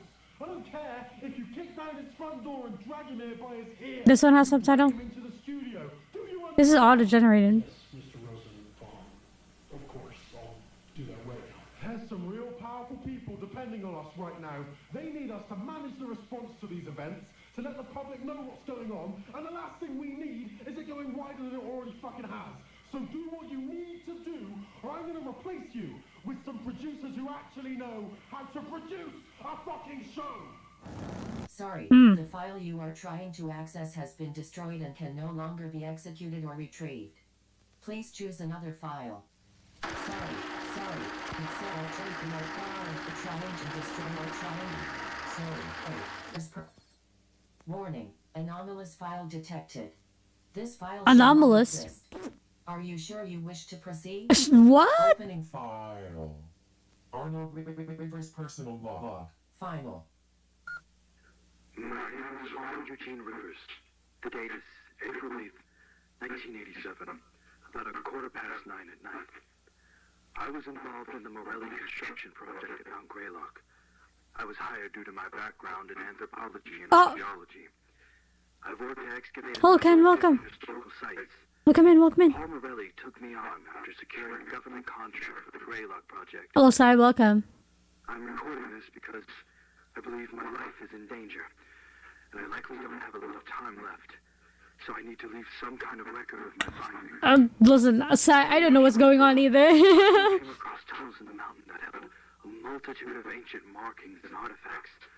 On March 25th, Paul cleared the interior of the mountain and asked me, accompanied by a small crew, It's a mining and record notes on what I was able to recognize. thing. I was then to report to one of the project directors. I think at some point there is experiments. To offer my perspective on our findings. I kept this to myself at the time, but what we discovered in that mountain was not normal. Not only did I see the impact it was having on the crew, but certain aspects of my findings did not make any sense. Many of the artifacts were pre-colonial. Some were from Native American tribes, but there were other artifacts, some Mesoamerican, and others were shockingly Clovis in nature. Finding Clovis artifacts here means that people have been coming to Mount Greylock since at least 11,000 BCE. But that's not all, no. Yeah. There are artifacts I found that could potentially be from even earlier Paleo-American cultures that Oh. we have yet to even begin studying. Then, there were artifacts and writings left by the cultures that were pre-Columbian in nature. Transoceanic contacts prior to Columbus reaching the Americas has always been largely a theory, but the artifacts in this mountain, they prove it. Ancient Chinese, Arabic, Indian, Roman, Spanish, Viking, even ancient Greek and Egyptian. I'm finding that they alone would change world history as we know it today. I'll admit, the anthropologist in me was thrilled. I couldn't believe what I was seeing. I figured it had to be a hoax, but I'm confident that it's all authentic. But my excitement was soon replaced with a looming fear and anxiety. How could such a place be so important to so many cultures for so long? There must be something immense here. Whatever it was, well, that's why I left the project. The tunnels all connected to a series of chambers deep into the interior of the mountain. That's where a majority of the relics were found. There were old baskets of herbs and spices, pottery, weapons and armor, talismans, other religious items, countless other things, but all of it was there purposely as Offerings. Sure seems like it, yeah. Show schedules. It was billions of years ago, when our planet was still mostly fire and rock, that a Mars-sized planet that had been drifting through our solar system collided directly with the Earth. The impact was so powerful and violent that the rogue planet was blown into countless pieces of debris. This debris collected to form our moon. Many of the pieces of the unknown planet remain inside. Oh, moon stuff again.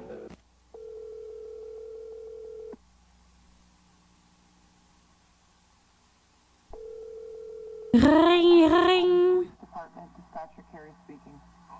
Yes, I'm calling to report a break-in at my coworker's house. What is your name, sir? My name is Liam Hollander. Oh. Okay, Liam, you said this was your coworker's Hollander? house? What is your coworker's address? It's Parker Hill Road in Adams, number 491. 491 Parker Hill Road, is that right? Yes. Okay. Can you tell me, is anybody hurt? Liam, are you still with me? Yes, sorry. Is anybody hurt? Yes.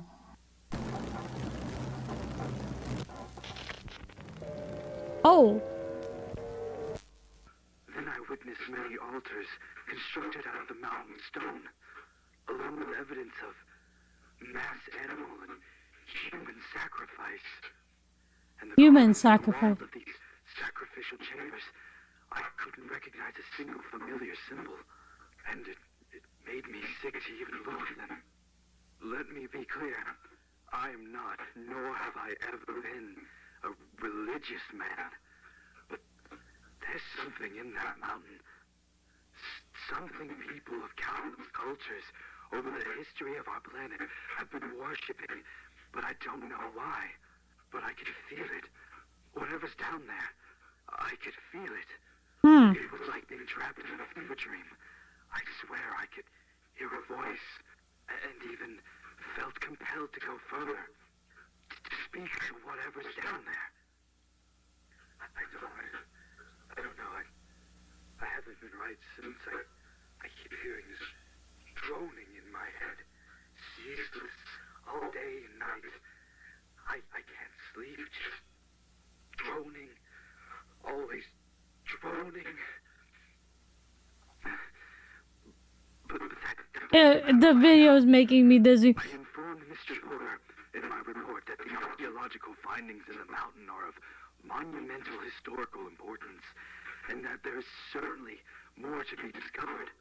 And I recommended discontinuing construction there. But it's not as though I have any authority over this project. I fully expected to be ignored. Mr. Porter called me on the evening of March 28th, and we spoke on the phone briefly. It was as I thought. He disregarded my concerns. I informed him that I wasn't going to return to the site. He insisted I did, said I was a valuable asset to the project, even offered me a substantial raise, and wanted me to lead a specifically organized team that would clear the tunnels of artifacts before excavation would continue. I, quote unquote, could be responsible for the biggest historical finding of all time, he said. I refused again. I won't put a price on my sanity or my health, especially after seeing what was happening to the crew. Now loading. Morally Greylock event, group, C, survivor data. Okay. For patient, B3590. Rockford, Thomas. Malformations. Oh. Nodes. Communicative. Patient prone to spontaneous violent outbursts. Treatment of heavy sedation recommended. Heavy sedation. While patient is restrained or via intercom. Interesting. Now loading. Profile for patient. B9231. Washington, Samuel. Malformations. Oh my god. Nodes. Communicative. Patient suffers from constant state of severe paranoia and delusions, resulting in unpredictable violent outbursts. Standard treatment ineffective. High-dose xylazine is recommended. Only communicate while patient is restrained or via intercom. Now loading. Profile for patient. B6670. Herrera, Ramon. Malformations. Oh my god! These images are disturbing as frick. State. Warning, patient may sit up very suddenly, without provocation, to projectile vomit at any staff in area. Patient's vomit is extremely corrosive and emits nerve gas. All treatments ineffective. Studies must be conducted with... That is scary! And you know what? I don't know what that says about me. I find that cool. Like the imagery. That's so cool. Malformations. Notes. Uncommunicative. Warning. Not so much this one. I'm not like much into like blood and stuff, but the deformation and how it scary it looks, the composition, that's cool as frick. From an artist's perspective, anyway. Looks so fun to draw. Malformations. Notes. Yeah, I don't like this one either. Communicate with caution. Warning, patient I like the second one. To be benevolent and friendly. Strong homicidal and cannibalistic tendencies. Killed and partially consumed. Sure, the better. Exactly. Patient laughed hysterically during the attack. All treatments ineffective. Immediate euthanasia or permanent. Okay, so are these the people that they found in the mines? Like Paul's co-workers? 7992. Kowalski, Edward. Oh, is it not? Is it AI generated? Notes. Communicative. Damn. Warning, patient possesses inhuman power of suggestion and influence over others. Do not interact. That's scary. Ineffective. Immediate euthanasia recommended. Now loading. Profile for patient. Hear me out? Sigh. John. Malformations. Hello, Lane. Welcome. Uncommunicative. Hazardous. I don't like this one either. Patient appears to be deceased. No vital signs. Patient's body not decomposing. Hello. Big boy, welcome. Spent in patient's room. Illness disregards protective suit. You just brought a gaming PC, nice. Required for all victims. Mortality rate post-exposure currently 92%. Survivor subject to rapid physical and mental malformations. All treatments ineffective. Immediate remote euthanasia recommended. Okay. I consider myself incredibly lucky to not be in that condition right now. Oddly, he quickly accepted my second refusal, wished me luck in my future endeavors, but before I could say anything else... Yeah, have you bought any games yet? But it seemed I'd made the right choice. I heard something awful happened up at Mount Greylock, and then simultaneously, there are all of these things that have been happening around the mountain. The home invasions, the dead bodies that fell from the sky over Cheshire, the pregnancy phenomena, so many other unexplainable things. They all must be related. and I've been trying to figure out how. You are? Connected with a local investigator who's been trying to get to the bottom of this. I've shared with Cool, him he's just set it up. Oh, I see, I see. Alright. You set it up tomorrow. Would the government really send someone to kill me over this? I feel like I'm paranoid. Like I've lost some of my mind. But I came home from the grocery store the other day and my front door was unlocked. And I know I had locked it before I left. I scanned my entire house for traces of anything, but found nothing out of the ordinary. I even checked and replaced all of the light bulbs. I think he's going crazy. Paranoia. Saying it out loud like this, it makes me realize how crazy I sound. This is the GREYLOCK tapes. It's an analog horror. There's a logical explanation behind everything. Dude, the glitching of the screen is actually making me dizzy though. Glad that I put all of this into a recording.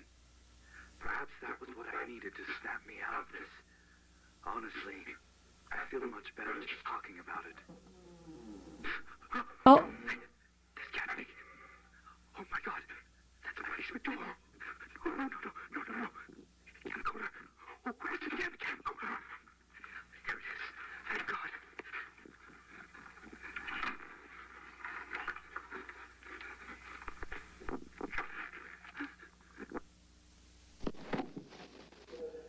They're here. I'm inside my bedroom closet. I'm going to keep the tape recorder running, and I'm hiding in here with my files. If something happens to me, and you find... Alright, my mic is in the way. Hold on. I'm gonna put this down real quick. Jim and Malcolm, North Adams. That goes for this video footage as well.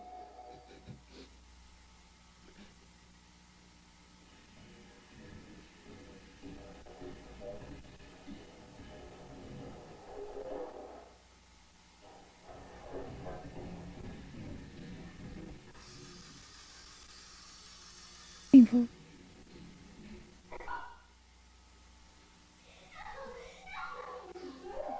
Oh. Oh.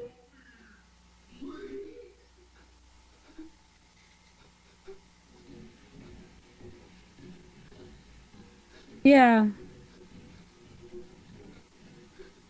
This door is about to open any second. I'm anticipating so hard.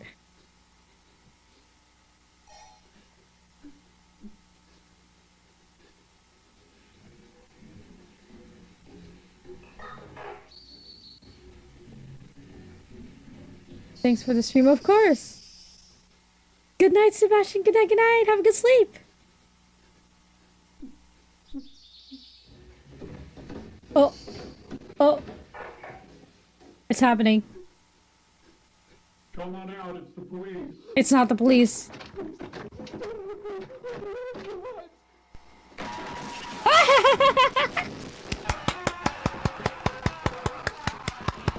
Oh, that's so fun.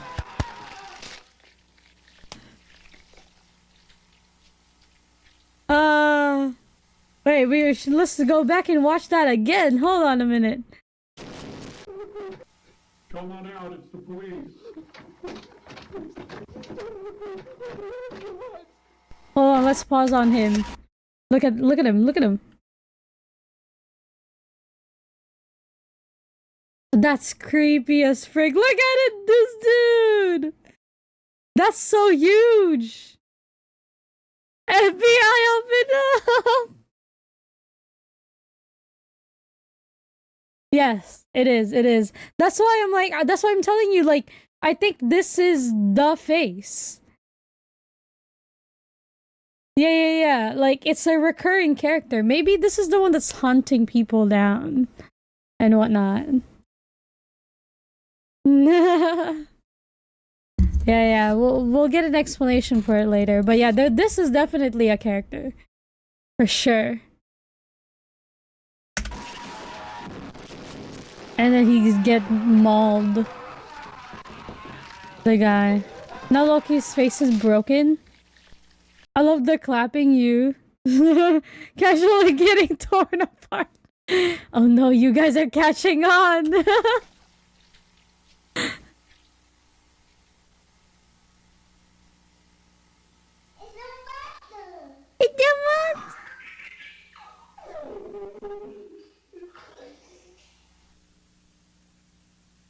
Psycho. All right. Trojan technology. Hold on. How many tapes are there, by the way? So we're at 9. Oh, out of 12. Okay, we're almost done. We literally have. Oh, these are gonna be long ones. The 12-minute, 20-minute, 2, and a 33. Okay. Ooh, yeah. Accessing GBS property. God, the chat, they're paying attention now. Broadcast, December 13th, 1963. Segment, announcement of the National Access Initiative. Beginning playback. In one of his first acts after his historic succession, President Lyndon B. Johnson's administration has announced an upcoming program that will revolutionize communication and bring critical home electronics. Closing my closet. Ah, yeah. The National Access Initiative, as it's been named, is a program designed to ensure that all citizens have equal access. I saw a thing. Thank you for the subscribe action. Sorry. My screen is in the way. Let me play that again. Thank you so much. Thank you for the subscribe. Thank you. I really appreciate it. Welcome to the units, bro. Welcome. Yeah, Oh yeah, thank you.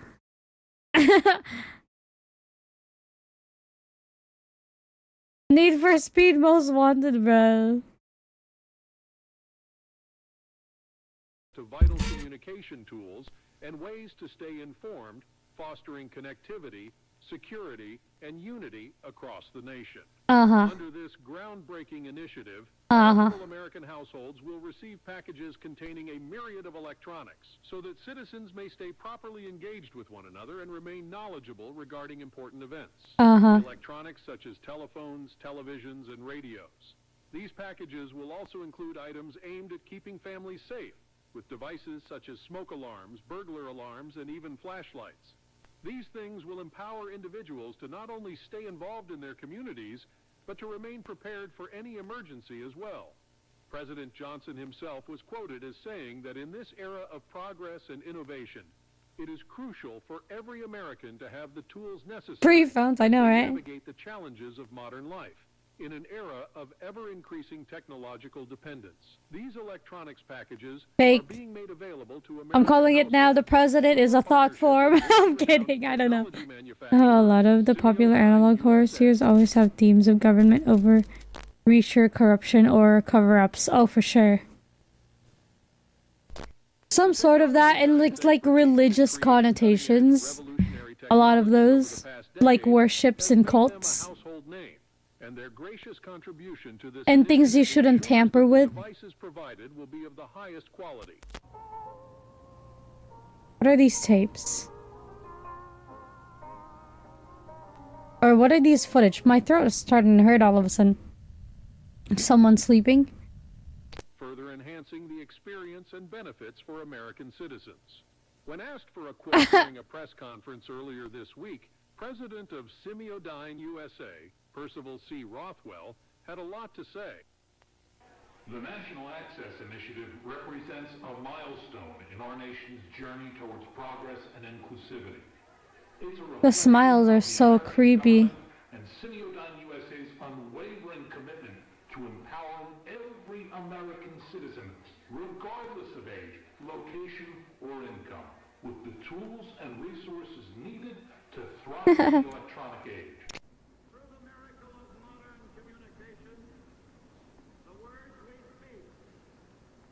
Think of the roses.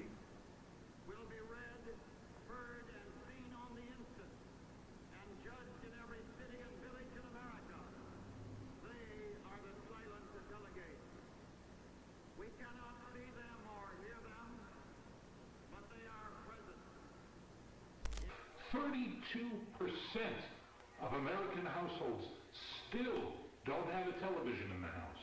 This means they are less informed and are unable to respond to emergencies as quickly or efficiently.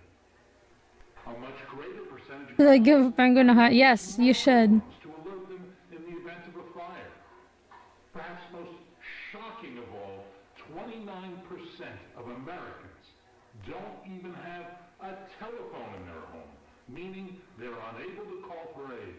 even just contact friends or family members. They are left disconnected.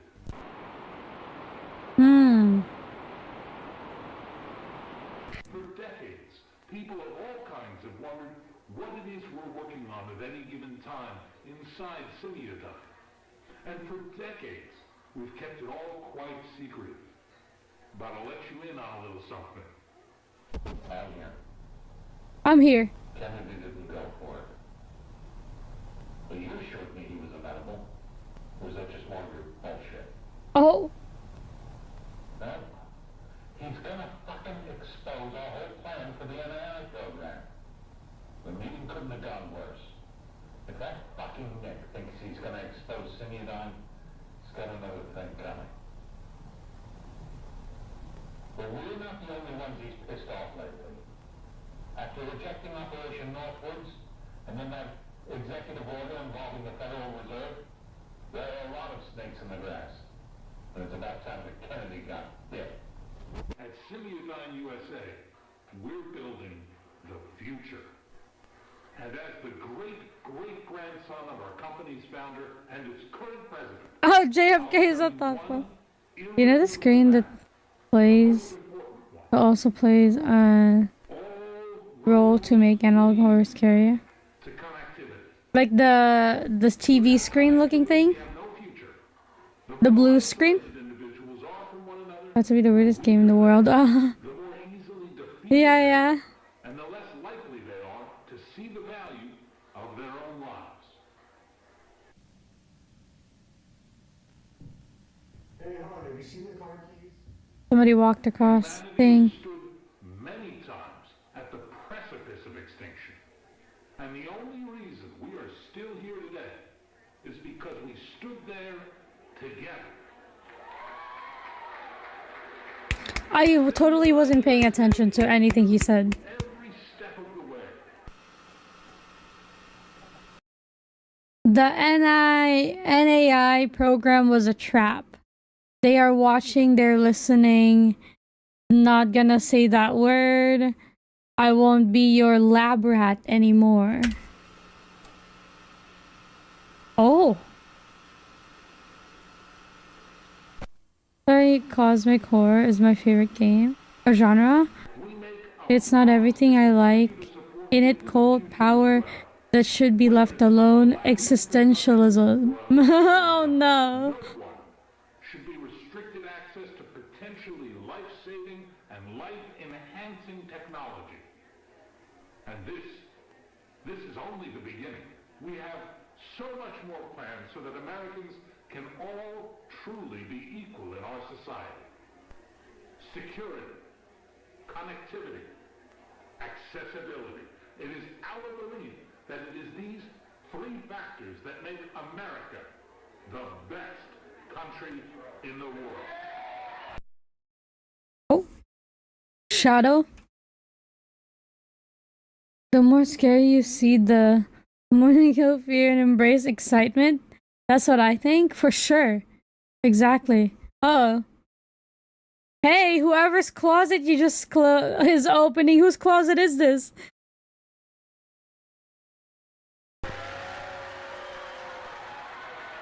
Oh, I'm so glad I don't have a closet. Rockwell also stated that these monumental benefits won't only be made available to American households. I'm so glad I don't have a closet. And to small businesses as well. The Johnson administration has stated that while they are going to begin launching this landmark program right away, it will first be made available only in select areas as construction crews from coast to coast prepare to establish important infrastructure that will support Putting phones and TV so that they can keep up to date on the stuff in every American household.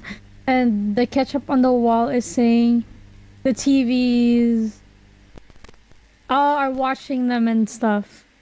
Ah. You go back. Oh my god, what's that? Hey, hi, bud. Go back where? It will first be made available. There's a cult? Oh, yeah, I saw that. But these This one? Yeah. Landmark press construction crews from coast to coast. The cult is what formed the thought form? Oh, of course. Like, let's say hi to this man, though. Beef jerky, man? I know.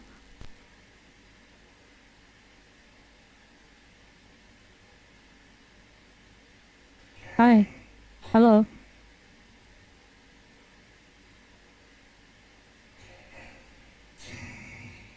Is he speaking? Or I mean, I can't understand. Wake up. Hello? Hi. Hello? Is somebody there? The closet opening was just Bob. Surely. This looks like a face.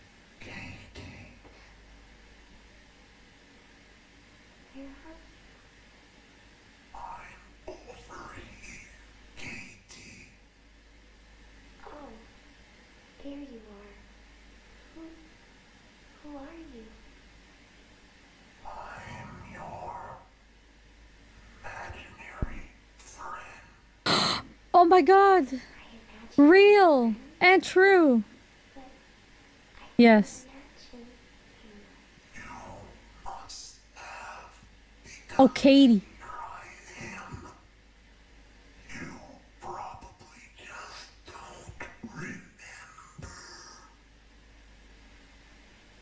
Oh. Are you from your doctor's office place that I had to go to? I think you might be right, Katie. Katie. Just a voice with no source and sound. Like it struggled to speak. Nope.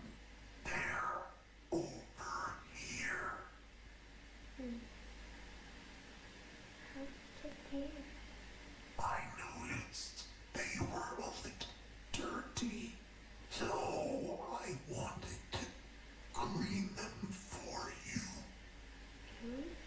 Yes, they look all shiny and new now. Here, come get them. Oh. You'll be able to see me. Don't do it, child. Don't do it. Bobby's my imaginary friend. Oh, she did it. Where are they? I still can't really see because my eyes are so bad. You reach out and I'll put them into your hand. Okay? Okay.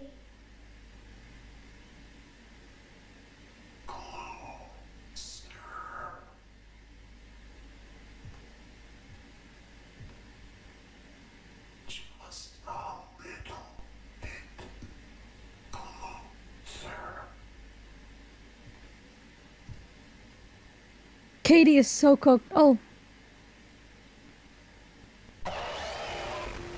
She's so cooked. Oh. The Johnson administration went on to say that their current projections It's nice for a knowing nationwide you, release are Katie. for sometime between mid-1966 and early 1967. Citizens will be mailed information. She really 07 in the chat. 07 in the chat. Including information on how to apply as the More like 07s. Oh, was it? You've reached Alex Marsh and Tiffany Crisaldi. We're not able to get to the phone, so please leave a message after the tone and we'll get back to you as soon as we can. Wasn't Tiffany the teacher? Hold on. Wasn't Tiffany the teacher? Or the one that was on the newspaper and in the few thing, and then that name before that was someone else.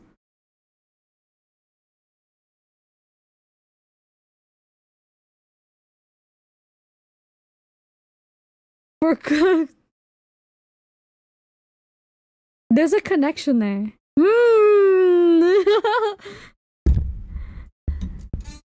So, okay, if I'm not mistaken, Tiffany, from how I understood it, was the pregnant person. Correct?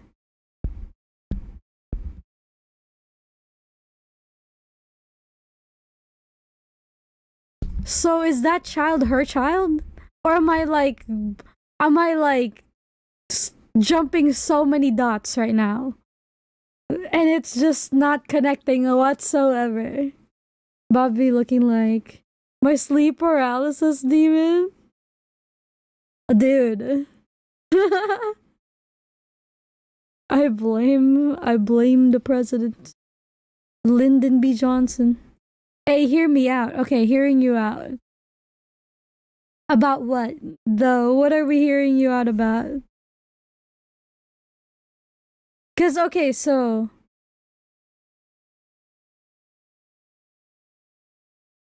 yeah.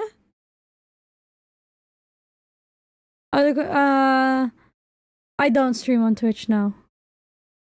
And I'm like starting to slowly understand slowly. Okay, good. At least one of us is slowly understanding what's happening. Cause I have no freaking clue. Cause there's a bunch of connections with people for sure. Like all of the people that was mentioned beforehand. Like there's a reason why they mentioned the girl, and like the girl that was pregnant, and maybe her name was Tiffany. And if that Tiffany is the same as the Tiffany that was mentioned in the previous video just now, because she was pregnant, what if she actually gave birth to a thought form? And that was them, both of them, right? But then if that child is the thought form, then what?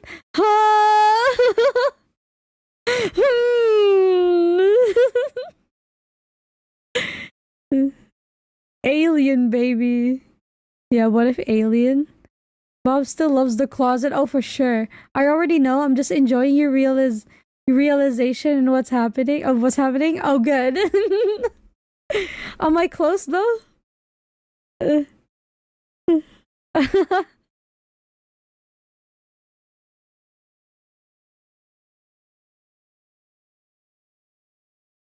Some imagery there.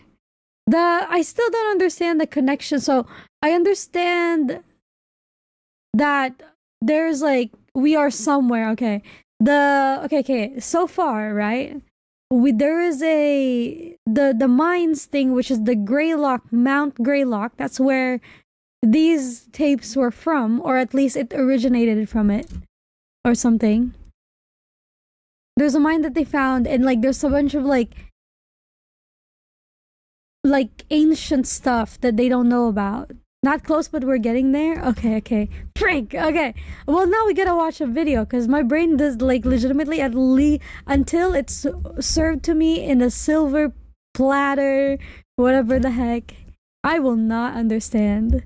This is why I watch other people watch these analog horror series, so they can make the connections for me. I'm the worst person. Like, I'm like the most like non-analytical person in the world, bro. But it's okay. We'll take what we can get.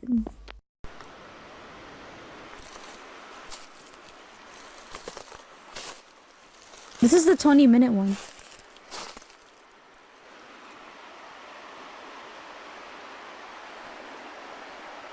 Yeah, exactly.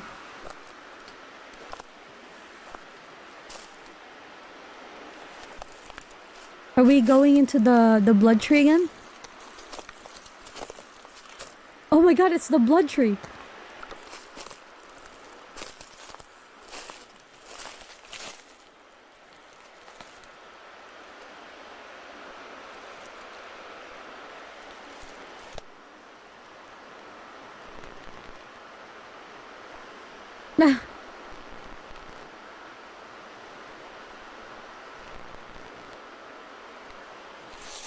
You're cooked, I know.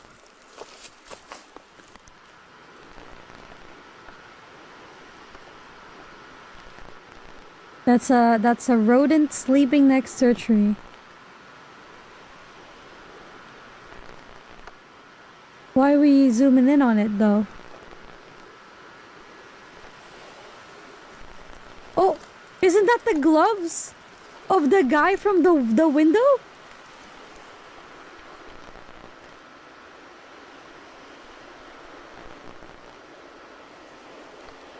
Why are we zooming into the dead rat?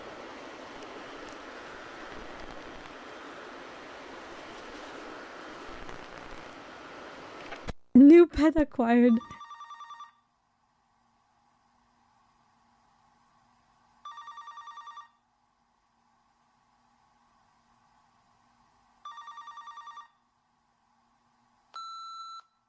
Hey, babe.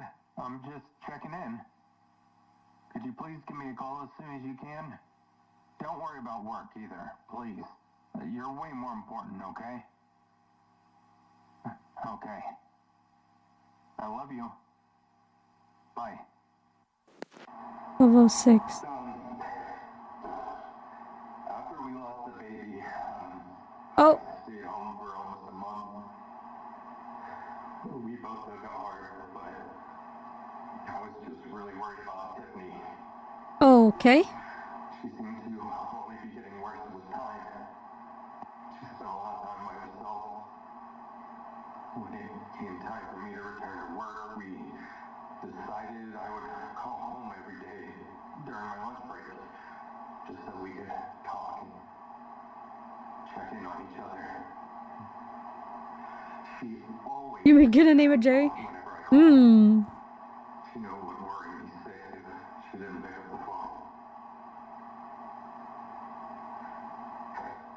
But this time, on that day, she didn't pick up. Best named. Oh. Tiffany, babe, still haven't heard from you. Hope everything's okay.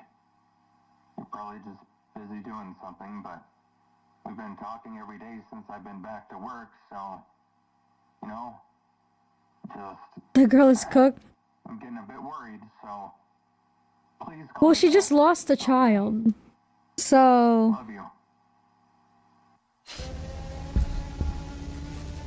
Oh my!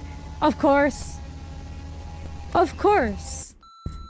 Okay, I'm not sure what's going on, but I'm gonna head home. I'm sorry, I'm kind of freaking out. I'll be there soon. I love you. What's that say?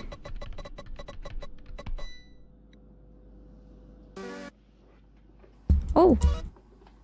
Dr. Heinrich Albrecht, Medical Examiner, Westfield.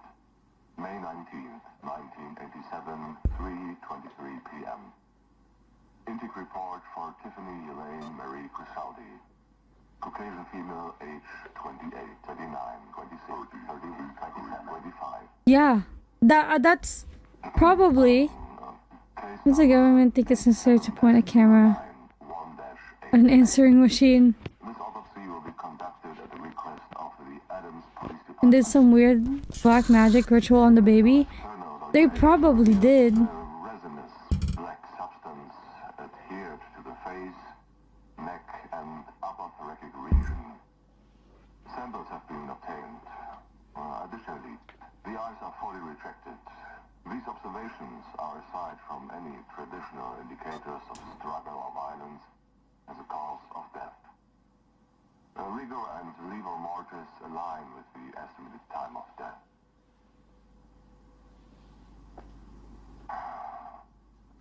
Of particular note, and the reason for this specialist report, is an unusual finding on the abdomen, specifically below the sternum. A symbol of some sort has been carved into the flesh. Right. Equally concerning is the absence of hemorrhaging in the surrounding tissues. Due in part to this, I have been able to ascertain that this symbol was carved into the skin post-mortem. In regards Mortem. So after she died. I would say the cuts were likely made several hours after death. Yeah. Photographs and casts have been made for further analysis. I'll be consulting with forensic anthropologists and symbology experts to better understand the nature and potential significance of the symbol. In summary, While the exact cause of death is yet to be determined, it is the carving that requires the initiation of an immediate and in-depth investigation. This aspect of the case should be treated with... The under of your bed is looking very suspicious. Uh-oh, Kimji. You might want to take a look at that. Okay, Tiffany, we're recording now. Okay. So, Tiffany, you just had your 6th birthday, didn't you? Yeah. Did you have a party? Yeah. How was it?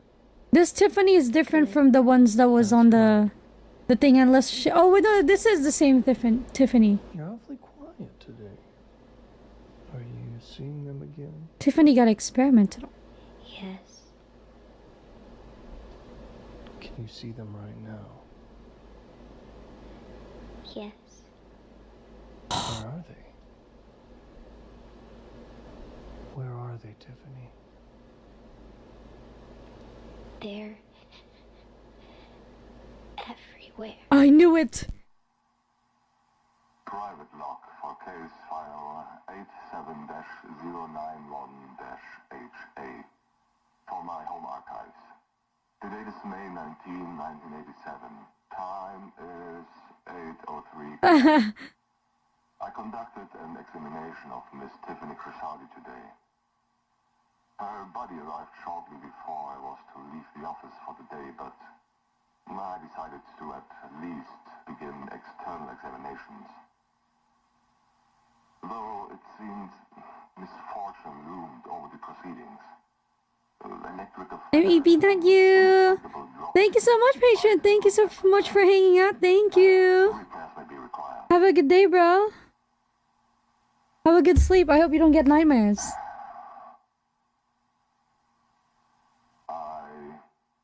Wanted to refrain from mentioning Good night, good night. whatsoever, but compelled to do so. After placing Miss Crisaldi in storage and moving on to cleaning up, Oh, by alternates. You know what? Elaine, you're so right. a woman crying, coming from the direction of the cooler. I shrugged off her remark and let her leave early, telling her she was likely stressed or overtired, and I continued cleaning up on my own. I didn't dare to tell her that I heard it as well. Oh, we're at the morgue. Wait, this is where the error was in the beginning. Are you nervous? Yeah. Okay. I'll need you to follow my instructions, okay, Tiffany? As long Don't as you- you do that, everything will be fine. Can you do that for me? Yeah, it's a morgue. A body storage. I'm going to play some Yeah, songs dead bodies, to dead help you bodies. through this exercise. Yeah, yeah.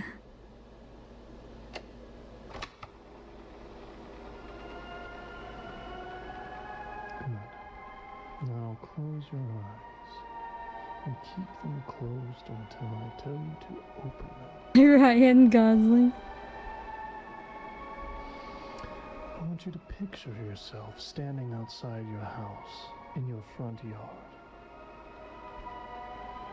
It's a beautiful day out with big fluffy clouds and a blue sky. No one else is around. Now look down at the grass around you and watch how each blade moves in the gentle breeze. Now look forward and see your house. And look around and see the trees around your yard. Watch how the breeze affects the leaves as it passes through.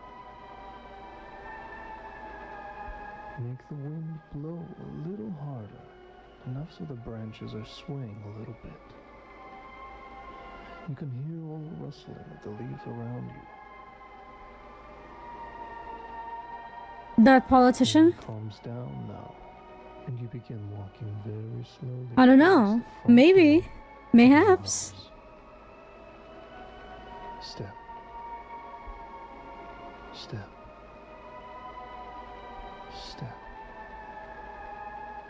Step. He has the ASMR voice. And with each step you take, it looks like the day's getting later and later. Soon the golden rays of the sunset are shining against your house. He's painting a very nice image. More steps to go. Step. Hear me out? No. Step. Step. Step. Probably. Now you're only 3 steps from the door. Step. The sun vanishes behind the trees, going down. Step. The stars begin twinkling in the sky above, and the moon shines its soft glow over everything around you. Step. You arrive at the front door. Right. Reach out your hand, turn the doorknob. Very descriptive. Open the door. Your house looks like it always does at nighttime, except you're the only one here now. You take off your shoes. First, Like kind of kimchi. Then the left shoe. Right. You can feel the floor against your feet. You can smell the familiar aroma of your house. Everything is in its proper place. You are alone. You're going to walk quietly to your bedroom now. You come to the stairs and begin to walk up. You simping for this man? You hold on to the banister as you go, letting your hand slide up. Step. Step. Step. Step. Guys, we need to chill out. Everything is in its proper place. You are alone. Nobody else is here with you. Yes. You look to the right and you can see your bedroom door closed at the end of the hall. Uh-huh. And you start walking nice and calmly towards it. You see the door coming closer with each step. You can see the pink flower stickers that you put on it 2 years ago, and the small wooden sign that reads Tiffany, with the little blue bird in the corner. Step. Step. This child looks concerned. Step. Step. You're at your bedroom door now. You reach out your hand and grasp the doorknob and turn it. The door opens, and you can see that your room looks just like it did the last you saw. I think he's trying to tell her to imagine this, right? You see the colorful quilt on your bed. You see your small white dresser with all the stickers and scuff marks, just like always. Your stuffed animals are all resting by your purple toy box. Unless they're like trying to manipulate a memory. You are alone. Because she has that like, she probably has some sort of like thought form power thing where she's able to manifest things. It's a door next to my window. That's right, it's a door.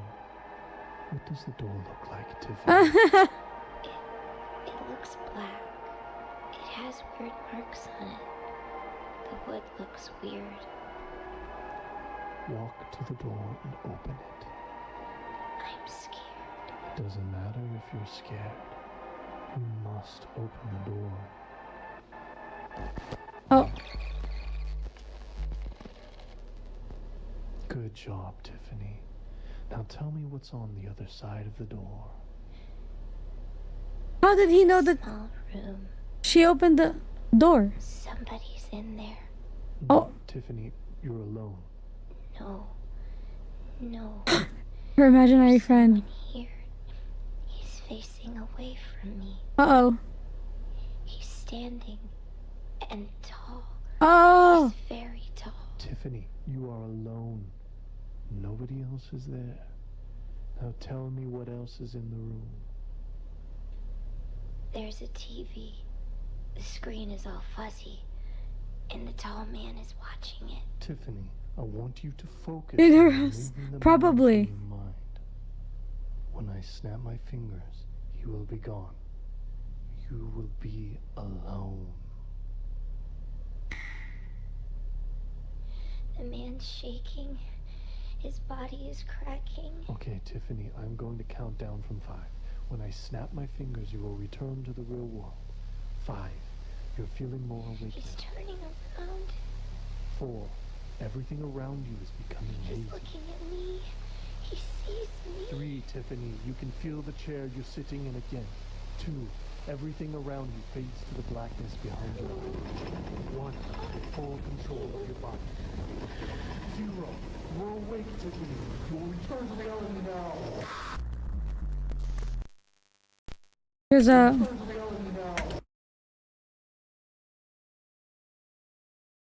This is the teacher! I'm telling you, bro!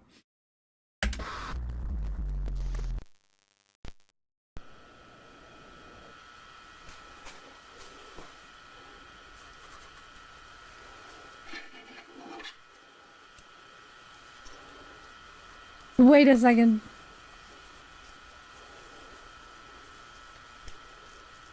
She was a sacrifice? I don't think Tiffany returned to reality either. You're so right. Also, does that say Gun Digest?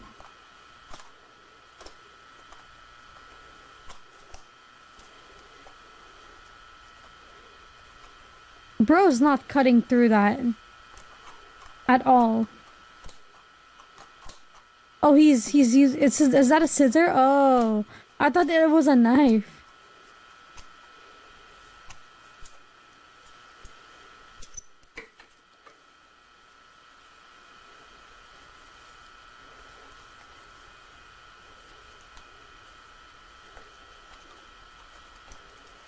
Oh my god, this is reminding me of like... How is there a tape in that tiny body of a... Okay.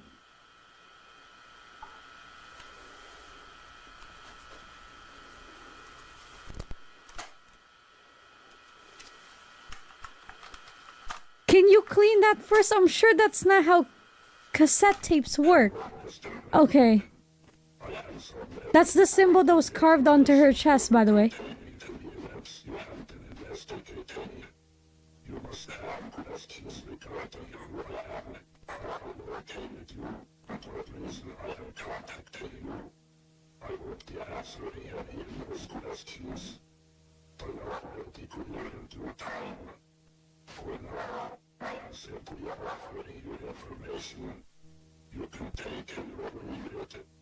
It's impressive you remained alive for this long. But then again, you've gone to great lengths in the past in order to survive, haven't you? I'm going to tell you a story, Jim. A story that you've been dying to hear.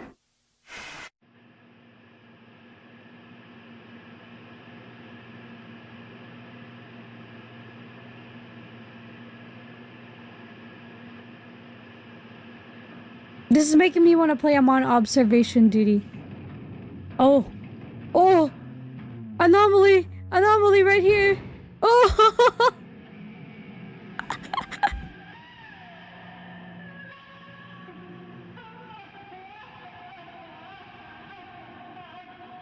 Oh my god, there's a face there.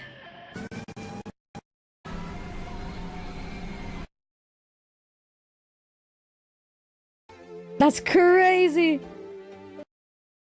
That was a long one. That was a long one. Are you tweaking? Your eyes are twitching. I'm sorry. I was scratching my eye. My bad. My bad. Yeah, if you ever see my eyes twitching, is because something is on top of it. Like that. Yeah, it's the teacher. It's the teacher. Tiffany. Well, it's Tiffany, that girl that we just saw. So what is it? Is Tiffany like, so she was that like, that tape, was that like a therapy session, or was that like her being experimented on? the likely answer would be an experiment. Because they're like, but then towards the end, I'm kind of trying to think about whether or not he was trying to comfort her, trying to have her overcome that fear. Because clearly there's something traumatic that happened to this girl. Or something. It could go either way. But I could also be completely wrong. Is it in the morgue? I don't know. Yes. Yeah, if she's in the... No, we already knew that she's been dead. It was like in the earlier files, they saw a news clipping that she died at 29 or something like that. And if that was her... Yeah, she also... Yeah. Anyways, 3 a.m. inside these walls. Episode... Basement renovation, alright?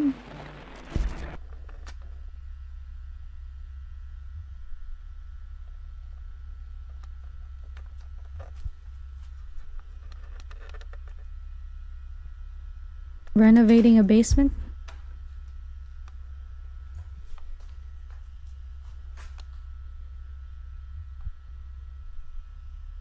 Seems like an interview where they go through a day. So happens there's a name for it, but cops use it to help people remember things. Okay. I mean, that could be that too. Yeah. It makes sense.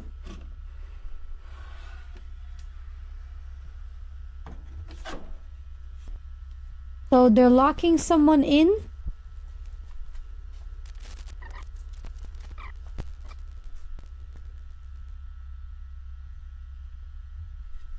The basement? They force on the small things and way her smell that. Oh yeah. Like a sensory thing. My basement? I'm not going in. No. For real. Me too. Oh look, it's the summoning thing again.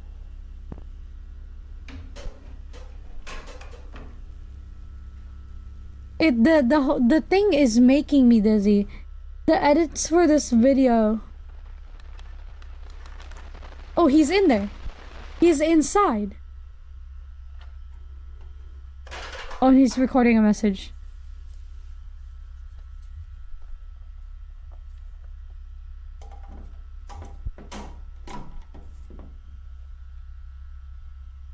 Thank you for the hearts, by the way. Thank you.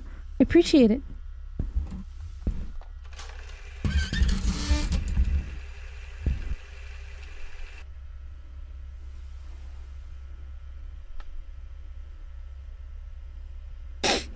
It's so quiet.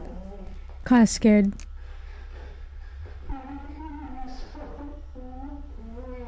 Oh, he's playing tapes. Thank you for the hearts. Thank you. Oh my god. Let me spam with you guys.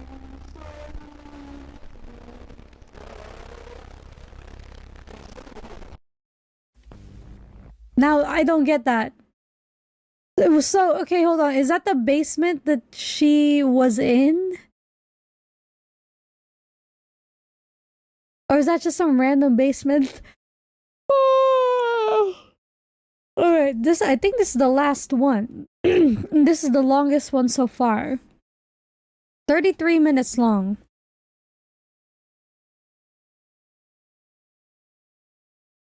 Yeah, we're definitely gonna need an explanation. So after this video, we're gonna go watch an explanation video from our good old trusted analog horror bud, Wendigoon. Alright, let's do it. I'm sure that other video is gonna get explained in here somehow. My holy book written. Holy water cross. Oh my. Okay, go back. I wasn't reading that. Participation in this part of the TF system may result in the viewer achieving a heightened sensory state. You guys ready? This can cause the viewer to experience unexpected visual and auditory occurrences which have no discernible source. These occurrences may include, but are not limited to, transient moving object or shapes, unsettling shadow formation, vocal phenomena such as whispering, unidentifiable music that sounds distant or muffled, a feeling of a separate present even while alone. For a more comprehensible list and additional information, see the health and safety section of your handbook. Thank you for the hearts again. Thank you. I'm still not what I just yeah. And analog horror plus bulldog. You're having bulldog right now? Oh my gosh. Give me some. I wanted some. You will need the following equipment for this tape. Guys, do you need this? Did you receive this in your orientation? The TF system neurovisor headset, workbook and writing utensil. Alright, at least half of us is gonna have at least one of these. I thought that was a toy car. It looked like a toy car initially. It's a headset. Greetings, and welcome to the second video program in the preconditional protocol. It was a headset. System for Unit 13, TF2, Waking Your Subconscious. This video cassette has been specially designed to utilize Share with the chat, yes. psychological exercises, along with cutting-edge technology and your own brain's neuroplasticity. Alright, guys, well, let's pay attention to this video. We're gonna wake up our subconscious. Today is now an ASMR horror story. Prime form cognigenesis.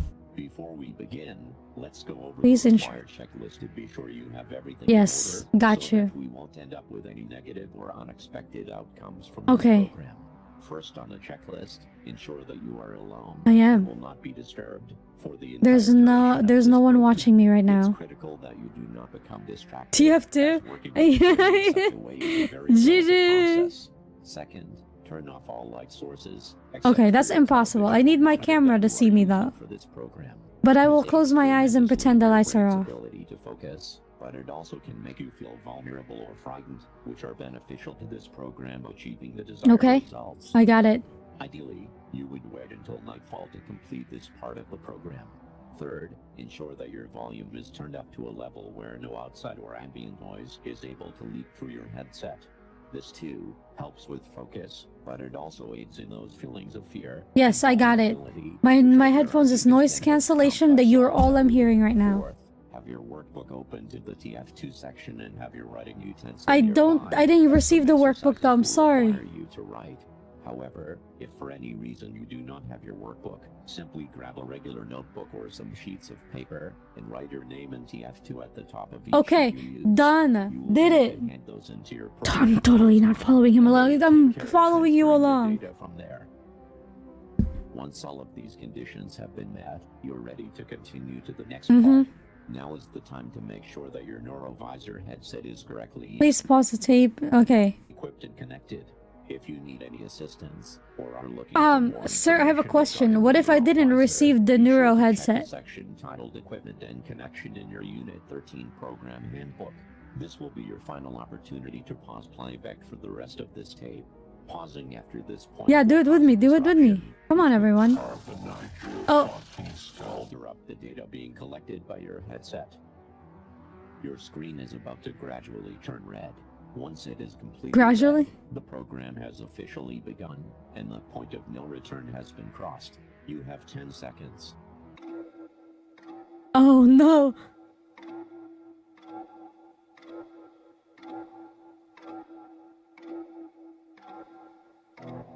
That's sick.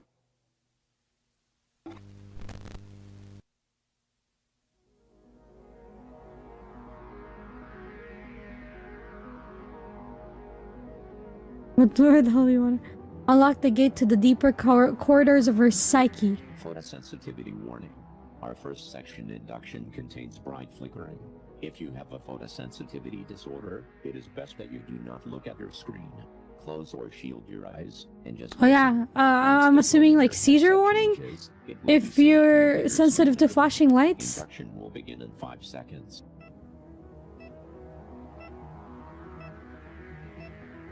Beginning induction. Please stare at your screen for 30 seconds. Go, chat, go.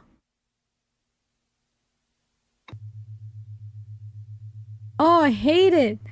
Oh, I hate it.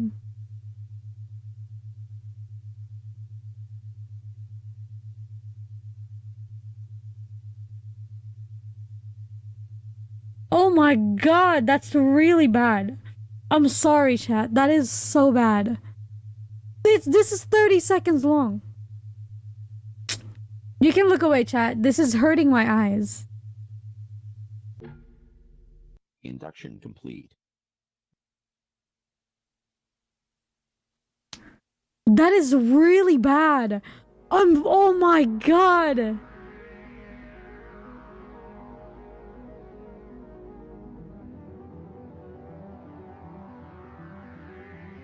Priming. Prepare your mind for enhanced something. Okay. This exercise will present you with 5 separate sets of words. Each set will contain 6 words. It hurts. I'm sorry. I'm sorry. Close your eyes for a minute. One word out of the 6 that you feel doesn't fit with the Apply a little pressure on it a little bit. Or on an appropriately labeled piece of paper. If you do not have your workbook, simply write the numbers 1 through 5 vertically on your paper and place your answers beside each corresponding number. Now, let's begin.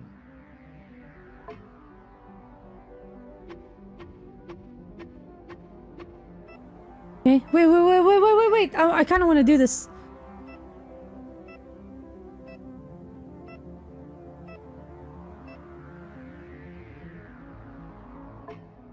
Okay.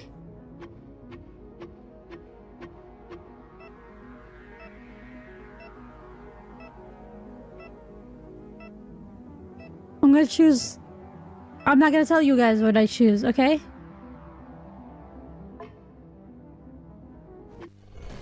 Oh. There's a literal person right here.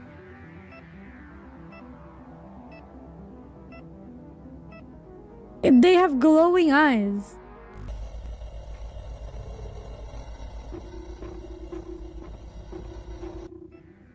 Love contorts her flesh and bones.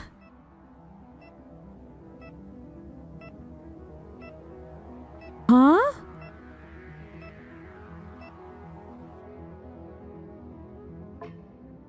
This figure has been walking closer and closer to us, by the way. I don't know if you noticed. Oh.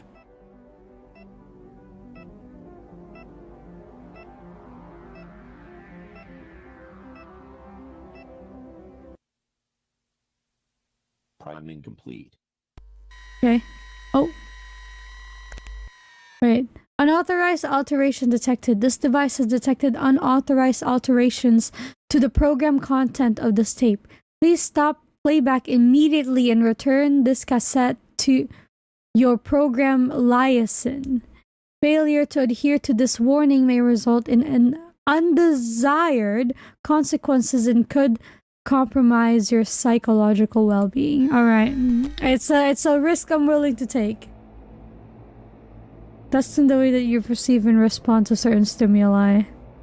I'm just gonna scream through all of them. This is a specialized variation of the Screw test, which will measure multiple facets of your reaction to congruent and incongruent stimuli, while also examining how you deal with high stress, high anxiety. I'm going to cry, is what happens with high stress and high anxiety situations. And the word for each emotion written on each face. The word could match the expression, like the word happy on a smiling face, or they might not match, like the word angry appearing on a sad face. Okay. You are about to begin the first testing phase of this section. This will be the easiest phase, with each Yes, exactly, Elaine. Exactly. At the screen and state your responses out loud.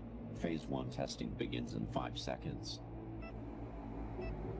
Okay, if you say so.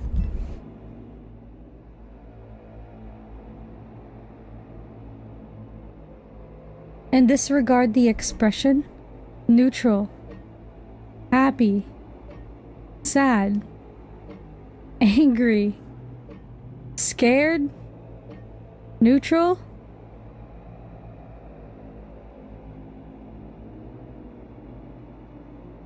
Okay. Sad. Happy. Neutral. Scared.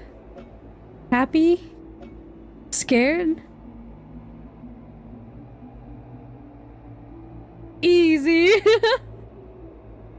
Disregard the words. Angry. Happy.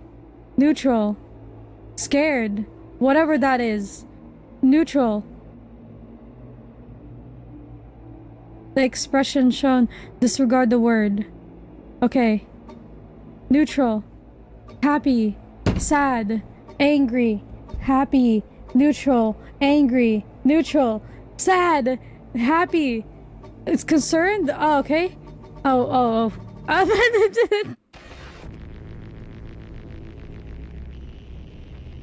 Oh, that's freaking cool. Oh. Wait, what are we looking at? This is oh. Armed. Oh, we're getting EMP'd. Oh, okay.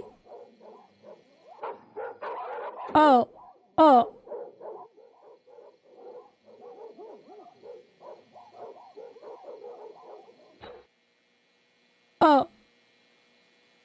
Power outage. Oh, okay. Dude.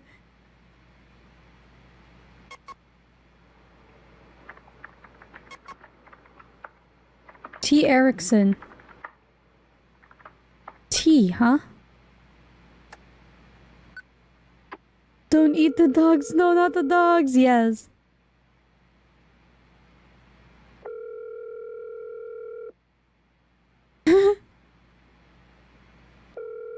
Dialing owner. Mug Green Charlotte.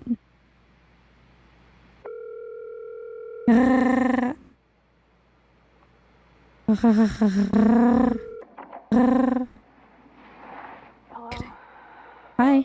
Hello. Hello, this is Troy. Hello. Am I speaking with Charlotte Melgren? Yes. What happened this time? Miss Melgren, we've detected some unusual activity at Forever Friends Kennels. Our system alerted us that kennel door 1 was open and then closed unexpectedly, followed by a power outage. Is it correct that your primary residence is the first unit at Forever Friends? Yeah, but okay, so I'm not the one who got the security system. It was my dad. So I don't know if there's some way to fix this or whatever, but you guys have called me in the middle of the night like 5 times in the past couple of weeks, and it's all turned out to be false alarms. Every time. I'm so sorry about that, ma'am. I can take a look into why that might be happening if you'd like, but first I need Yeah, to sure. safe situation. Yes, suggest me something or recommend me something. Yes. Just me. Do it. But I'm looking out the window right now, and everything seems fine. I mean, the power's out, but it literally goes out all the time over there, so I'm just gonna go flip the breaker. Ms. Melgren, we strongly advise against going outside or into the kennels, especially with the power outage. Yes, listen to the man. Listen to the man, Charlotte. Wait, hold on. Is there any way we don't have to do that? I have to be up at 6, and the last time it took them over an hour to get here. For nothing. Please. Ma'am. Like I said, this has happened a ton of times, and plus the dogs aren't even barking. If someone was in there, they'd be going crazy by now. Ma'am, Oh, the dog dead, probably. The dog's dead, probably, bros. Company policy. How about this? I'll keep you on the phone while I go. They are not barking because they've been taken out. If anything happens at all, you can call the police. Miss Melgren. I will even grab my flashlight. Please.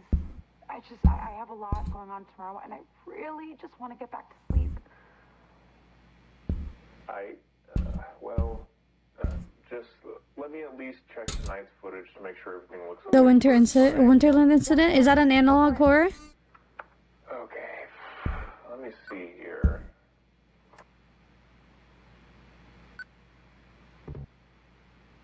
Oh?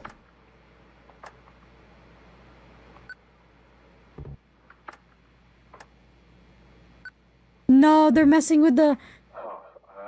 Okay, I'm getting an error. It's not letting me review it. Well, I can just head over really quick. No, don't do it. There's no motion alert in tonight's log, so... Okay, just please be quick and safe. Don't let her go outside. Throw some clothes on and, grab the cordless, okay? Yeah, alright. I'll look into the false alarms you mentioned and see if I can figure out what's going on. Okay. I'll add it on the thing. I'll have mangoes added onto our Discord because we have a whole list of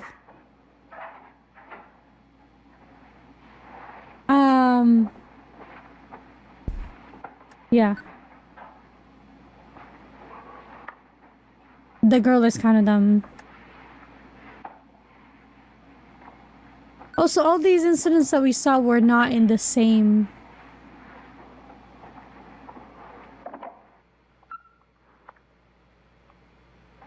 That's crazy. Okay, on the cordless. Got my flashlight. Still there?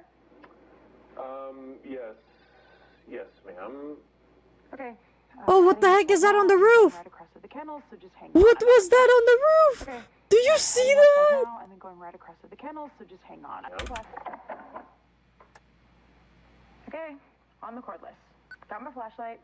Still there? I thought that it looked kind of suspicious. These legs here. Okay, heading outside now. And That was me on the roof, brother. Another sec. Okay. What the dog did? Oh my. Oh. That's the imaginary friend. That's the imaginary friend.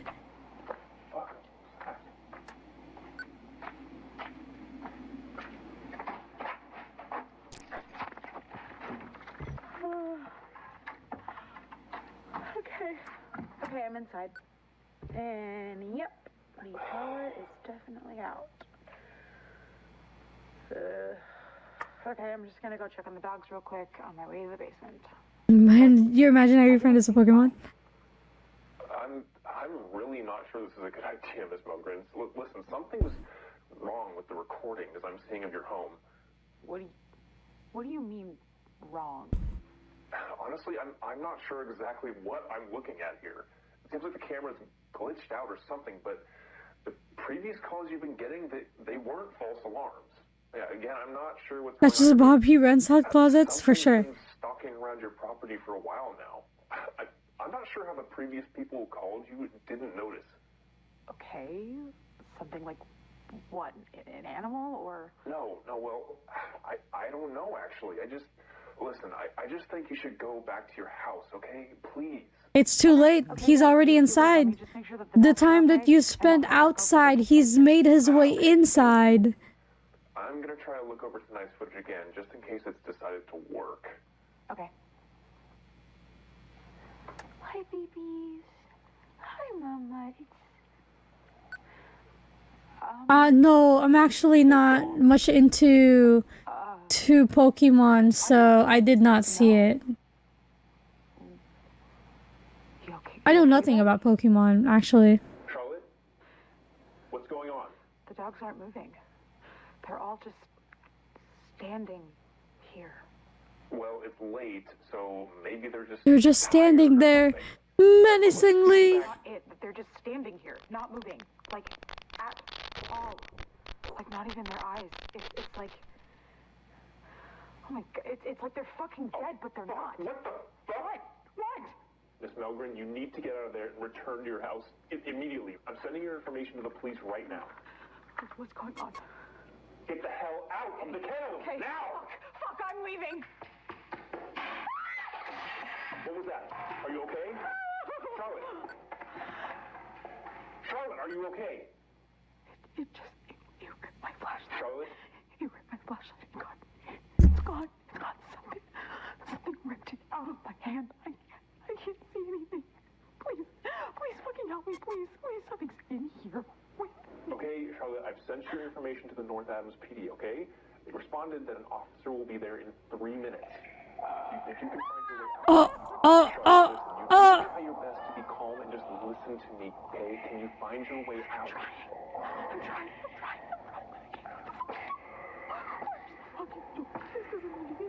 I am a massive collector. I really am. It's just Pokemon I don't get as much. Charlotte, you're gonna be okay. Just listen to me right now. Yeah. Feel along the wall until you get to a door or a window, okay? Okay. Do it right now, nice and quick, all right?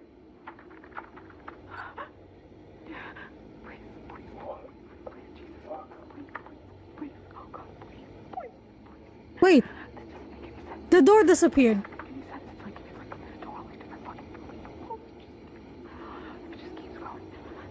Bro stole a door. Just keep going. Stay focused. There must be something. I'm trying. Bro stole a door, a whole door. You gotta get. You need to keep feeling her way out, Charlotte. Don't let anything distract you.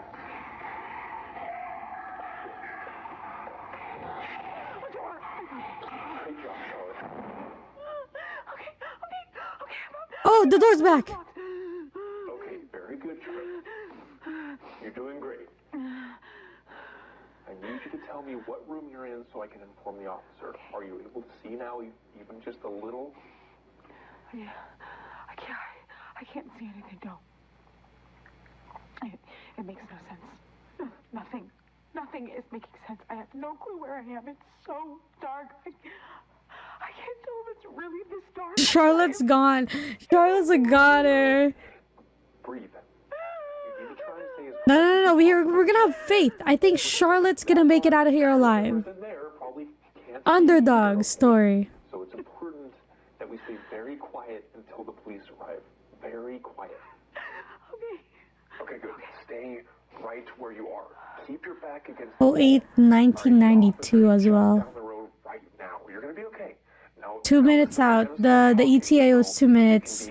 I think they said 23:56 is what they were. not going anywhere until you're safe. Thank you. I'm sorry. I'm so sorry. Ooh. I should have listened to you. It's all okay. We're gonna get you out of there. Breathe.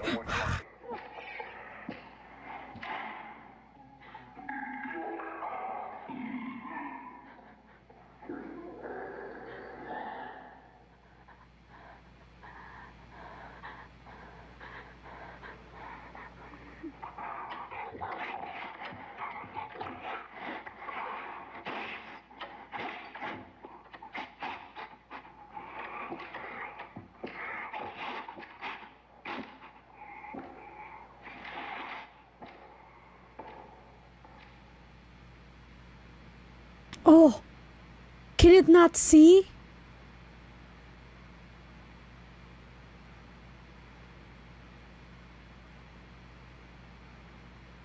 I think my skin is moving.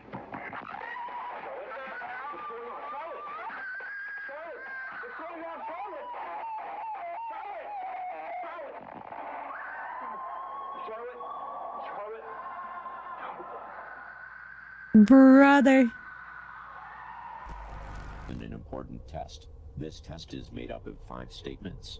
You will check true or false beside the chorus. We were just. Oh, hold on a minute. If you do not have your workbook, simply write 1 through 5 vertically on a piece of paper. I really don't want to participate in your test anymore. This figure is like so close. Do you see this man? Begins now. Look at her. Statement number 1. This video system is physically. It's getting closer and closer.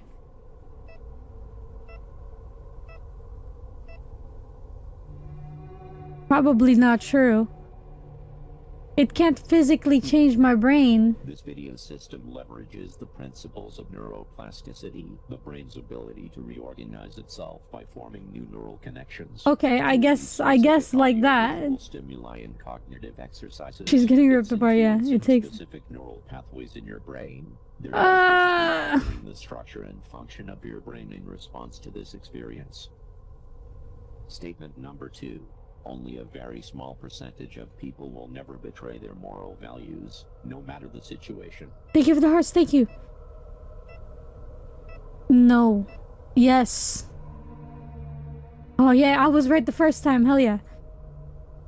Under the right circumstances, such as intense peer pressure, survival situations, or psychological manipulation, it's proven that anyone can be made to betray even the strongest attachments to moral values. Statement number 3.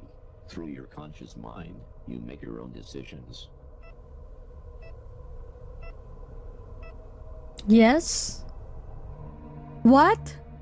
Subconscious. A large portion of human decision-making occurs at an unconscious level. Choice is an illusion. That's wild. These decisions after the fact, making the person believe they made a deliberate choice. Choice is an illusion. What the Statement frick? Number 4. We all have immoral thoughts and desires, but it's critical to focus our energy on the positive aspects of ourselves so that we can be better people. True, I guess. False again. Okay. I have immoral thoughts and The darkest aspects of your mind are are a large psychological entity that resides deep within your unconscious. This shadow Shadow entity entity. cannot be reasoned with. It cannot be ignored. You cannot subdue it, lock it away, or eliminate it. Even attempting any such thing has the opposite effect, only making it stronger, darker, and more dangerous. Right. Statement number 5. Opening the door to your shadow psyche and embracing your darkest urges as a part of yourself is the only way to live a fulfilling life. Nope. Nope. Nope.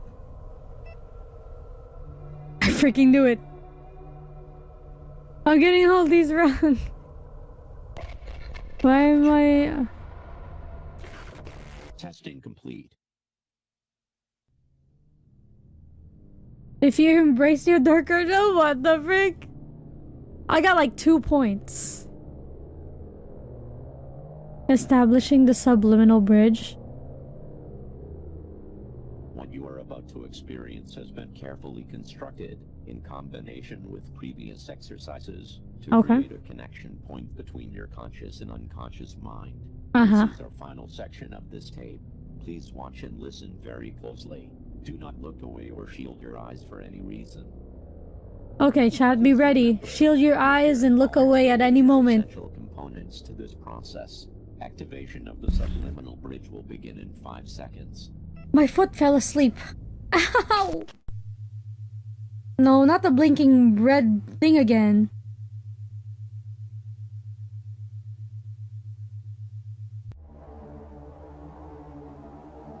Oh god, what are those? Getting my sunglasses ready.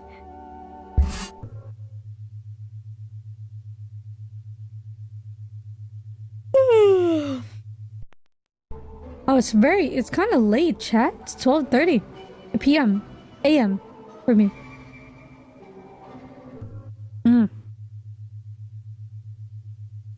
Totally didn't.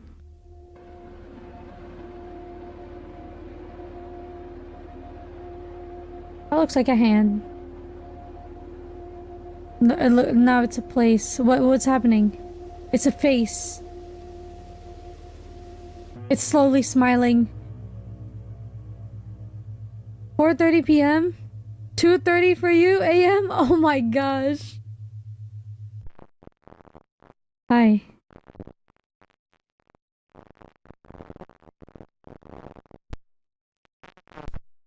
Hello.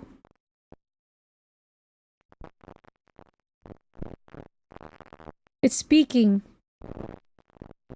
Oh, this is the newscaster? The one that they called the liar? Oh, I hate looking at red. My eyes.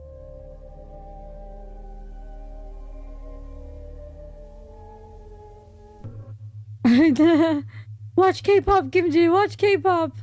Ignore them.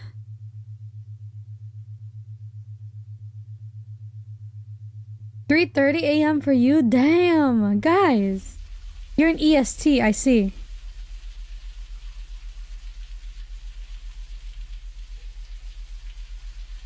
Same time as you. But this test should be called How to Give Yourself a Headache in 3 minutes. I know, right? Yes, ignore it, ignore it.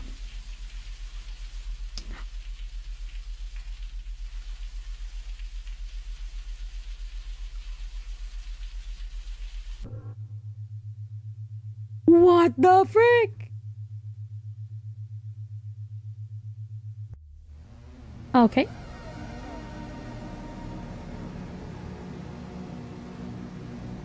Oh, it's making me dizzy. It really is making me dizzy. It's giving me a headache. Chat, feel free to look away. I know, a jump scare. I'm anticipating a jump scare.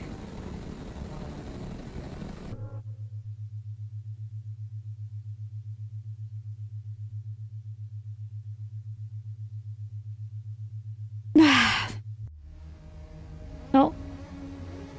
Is the galaxy? What are we looking at? Earth? Earth? Flowers blooming? The galaxy? Oh, okay.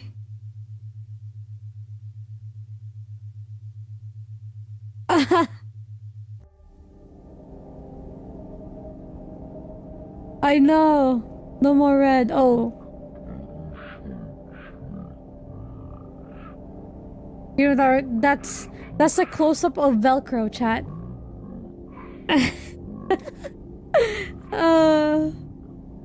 No, it's like some like underwater ocean creature. Oh, hi.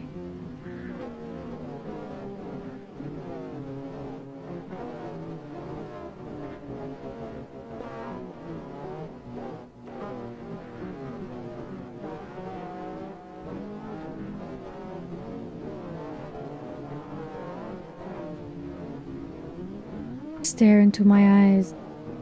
Stare into my eyes.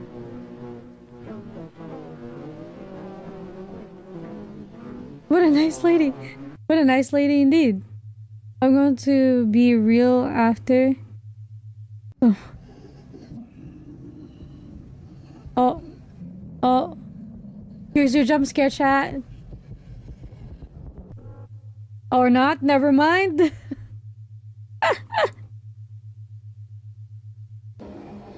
Oh. Your railway. It's giving FNAF. Yeah, the vents, yeah.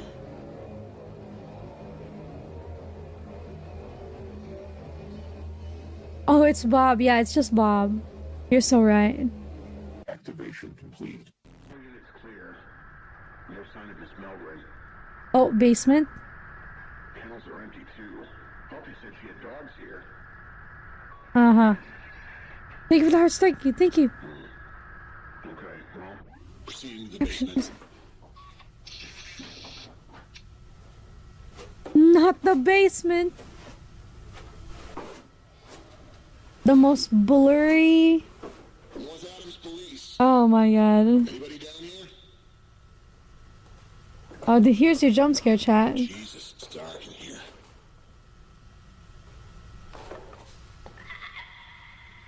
The fuck was that? Thank you for the hearts. Thank you. Thank you. Let's all spam together. Let me spam with you.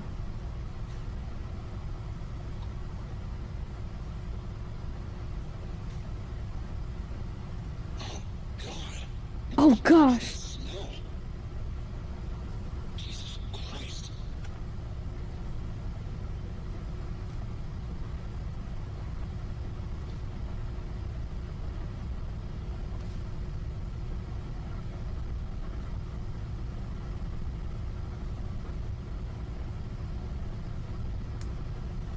Oh.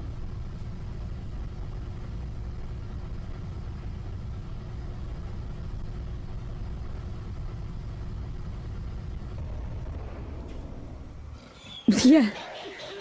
Oh. Oh my.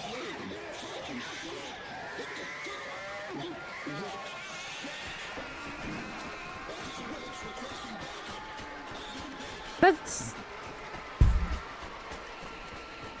It looks so out of place. It looked like it was... I mean, it was probably like modeled and animated, but yeah. Well done on It was completing so the TF2 saturated. with your subconscious video cassette. Please allow your brain to rest for at least 12 hours before continuing this video system. He was having a good time. And you are ready. Enter the Not gonna cassette lie. labeled TF3, the shadow, communion and assimilation. Okay. This is the end of this tape. TF3. Oh my god. No, hold on. This is a Markiplier video? We're not watching that. Hold on. We're you know how to play Don't Markiplier video. Let's freaking go.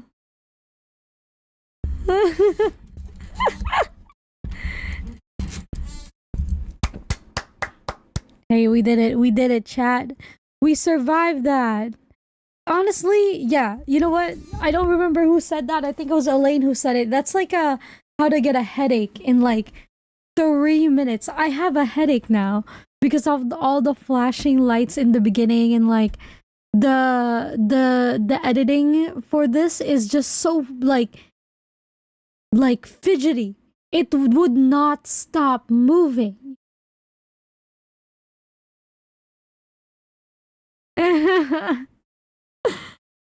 That made me so dizzy, but okay. There's still very much a lot of unanswered questions, I feel like. But it seems like our YouTube knows exactly what we want here. Look. We have the Wendigoon, which is 2 hours. Wait a minute. That's a 2 hours analysis.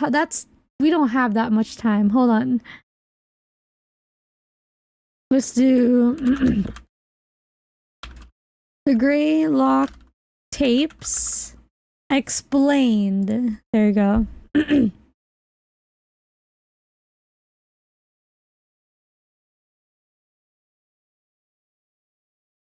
And again, yeah, that is 2 hours long.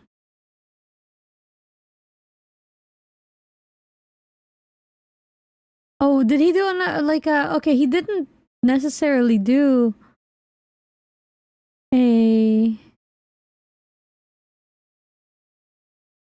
that's not the analog horror that we watched at all. Like, what the frick? I guess we'll watch this one. That's also an hour long, though. These are all hour long. The story so far. We'll watch this one. 22 minutes. Sir Chris. I know. All of these analysis videos are really, really long. Like, this one is an hour 30 minutes. This one is an hour 20 minutes. This one is 22 minutes. This one is 2 hours 20 minutes. This is very enjoyable. You isn't holding me at gunpoint to say this. Oh, yeah, yes. Yeah, you gotta clarify that. Come on now. You could solve world hunger with that much time. No, legit. Greylock is the scariest analog horror. Okay, there's a 40-minute here. Which one do we want to watch? Though I feel like the smaller videos here. So this one has only 4K views, actually. And this one, the story so far, no, hold on. This one right here is 40 minutes. Though I kind of don't want to watch. I don't, not that I don't trust any of these people, but I don't know any of these creators. And at least I know Wendigoon. So I would absolutely click on this video if it wasn't 2 hours long. I don't want to click on the other ones because I don't want to get in trouble.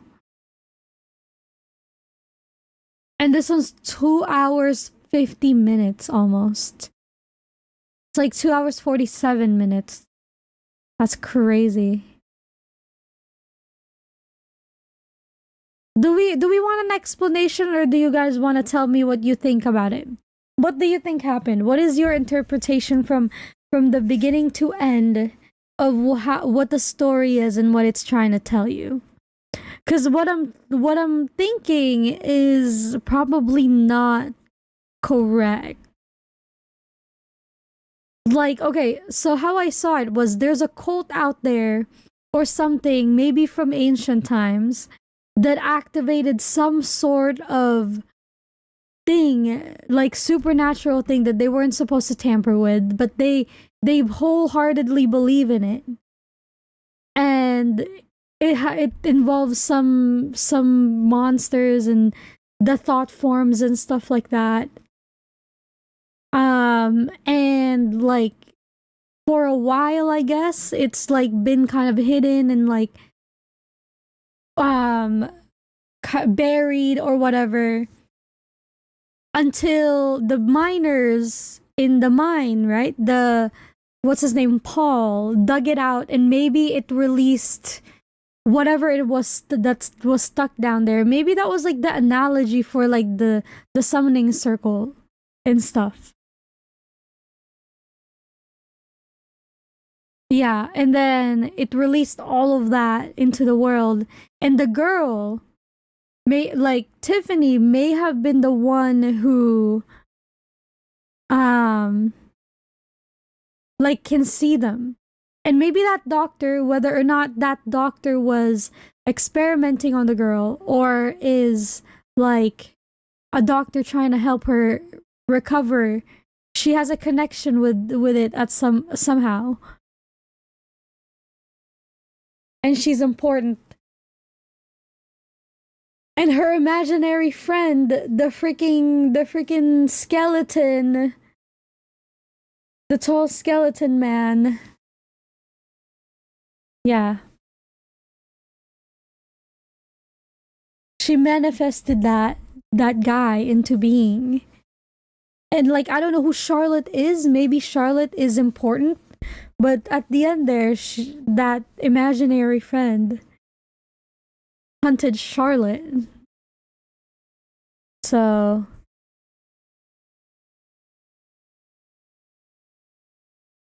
also, hold on, was that last person there, was that Charlotte, and that camera thing was the police and stuff? I did not quite understand it. But there's some sort of like some manipulation through media though. Like the TV stuff, like that initiation thing, what is it? What they saw? The priming thing? The tapes that we weren't supposed to do. Like that's some cult thing. By the way. Zoned out? Yeah, no, for sure. Okay, give me like 5 minutes to type up my theory. Okay. Maybe when Charlotte was a kid, she could see him too. And yes, that was a police camera. Right. And they found her getting mauled, basically, by the skeleton guy. Cause that was my interpretation. But then, okay, what I'm kind of thinking is there's two instances where a child was involved. One of them was Tiffany herself, and then the next is maybe her daughter? If she was the one that had the ultrasound in the beginning? But what's the significance of that? I guess. I don't get it.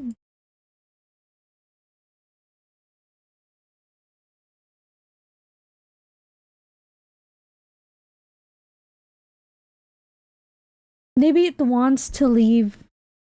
Sorry, I'm gonna move you guys over here in my maybe it wants to leave no witnesses, and Charlotte was in the cult when she was a kid, same as Tiffany and then the other girls. Maybe that is a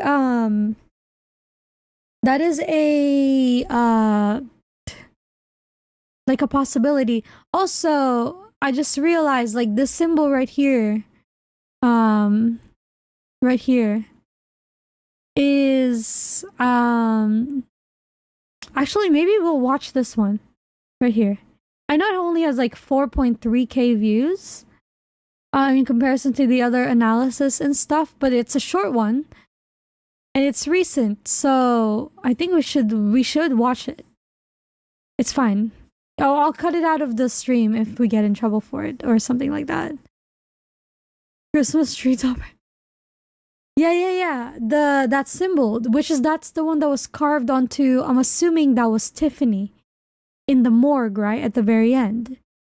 And also clearly she's not dead. If by her slamming the door open of her own body storage in the morgue is anything to go by, she ain't dead. At least not in the literal sense, you know? Or no, not in the, well, no, not in the conceptual sense, I guess. She's dead literally, probably. But her soul or something. No, I mean, she opened the door, so I think she's alive. Okay, so you think it's like a miss thing where it's like they thought she was dead, but she wasn't? And then, no, but the thing is, right, somebody carved that symbol on her stomach and stuff. Below her, on her sternum, I guess, like below the rib cage. Which I was like, if it has anything to do with pregnancy, it'd be a lot lower than that. Then it'll have some sort of connection with like having kids. Maybe the imaginary friend took her body. That is also a possibility. Like maybe that's why these the thought forms maybe has some sort of like they want to take over bodies and stuff of humans, and that's why they're deforming them and whatnot. I don't know. There's a lot, but I think this is worth a watch just to give us a little bit of an idea. Unless somebody else wants to offer their point of view of it, their analysis of it.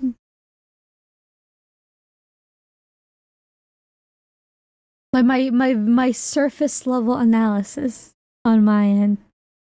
Like a body of a victim to blend in could also be why it takes the voices, right? The man that got attacked in his own closet. Yeah, those voices definitely was taken from someone else. I wonder if like that was a baby. Because I'm pretty sure that's the... Or then like what about the person that found the tape in the rat also? What's the explanation with that? What's his significance? I know he might be the person that like kept the door open in one of the earlier videos where they were warning everyone not to keep their doors and windows open, just to keep them closed and then until further notice or whatever. What body is y'all talking about? Is it the part that I zoned? Yeah. Yes, probably towards the end. Yeah. All right, but we'll watch this one right here because I feel like this could explain some things to us. All right. Oh, and if you see Bob under your bed tonight, tell him he's behind on rent. Oh my gosh, yeah, I know. This is why I haven't given him bread all week. Let's go watch this though. A secret project that used supernatural powers to protect the country. It sounded perfect, but little did they knew what was coming. In this video, we will do a deep dive into the most terrifying analog horror and answer the hunting question, what is going on? And I'm Sir Chris. I explore the internet and I make videos about it. A special thanks to our patron supporter Paul. Okay, it's fine. Hey! In Back Online. It shows us various angles of Semiodyne USA offices, which were abandoned after being closed in an emergency. Without much being said, the invader continues to breach the system to extract and discover more about the facility's disturbing past. He tries to access the camera files, but ends up receiving a fatal error in a specific one, the morgue camera. The morgue. Further ahead, this camera is known for capturing paranormal events, but let's slow down. The next tape begins with someone driving a car while a radio broadcast is passing in the background that talks about the Bible. But in that same broadcast, one phrase ends up standing out. Yeah.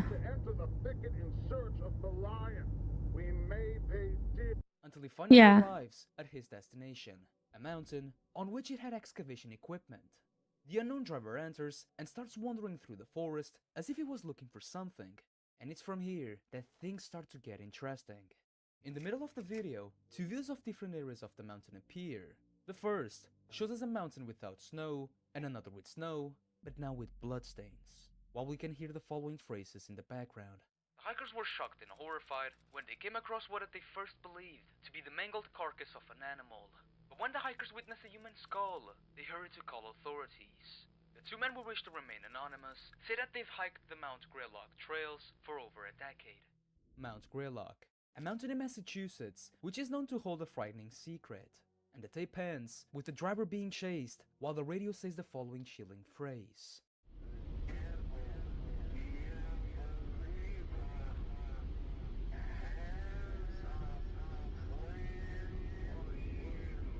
The third is called Orientation Protocols, and it starts with a warning saying that the tape we are about to watch was for a man called Alexander Michael Marsh, which was made by Semiodyne on January 2nd of 1993, which makes it one of the most recent tapes we have.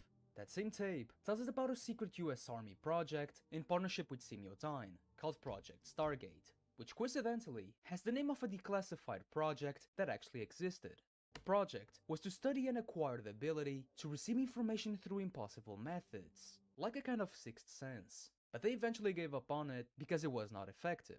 But in Greylock, it was a project created to make thought forms, or better known as tulpas, the manifestation of accumulated energy and thoughts. Do you like biblical entity that, accurate angels? Put into it, it ends up getting a permanent body.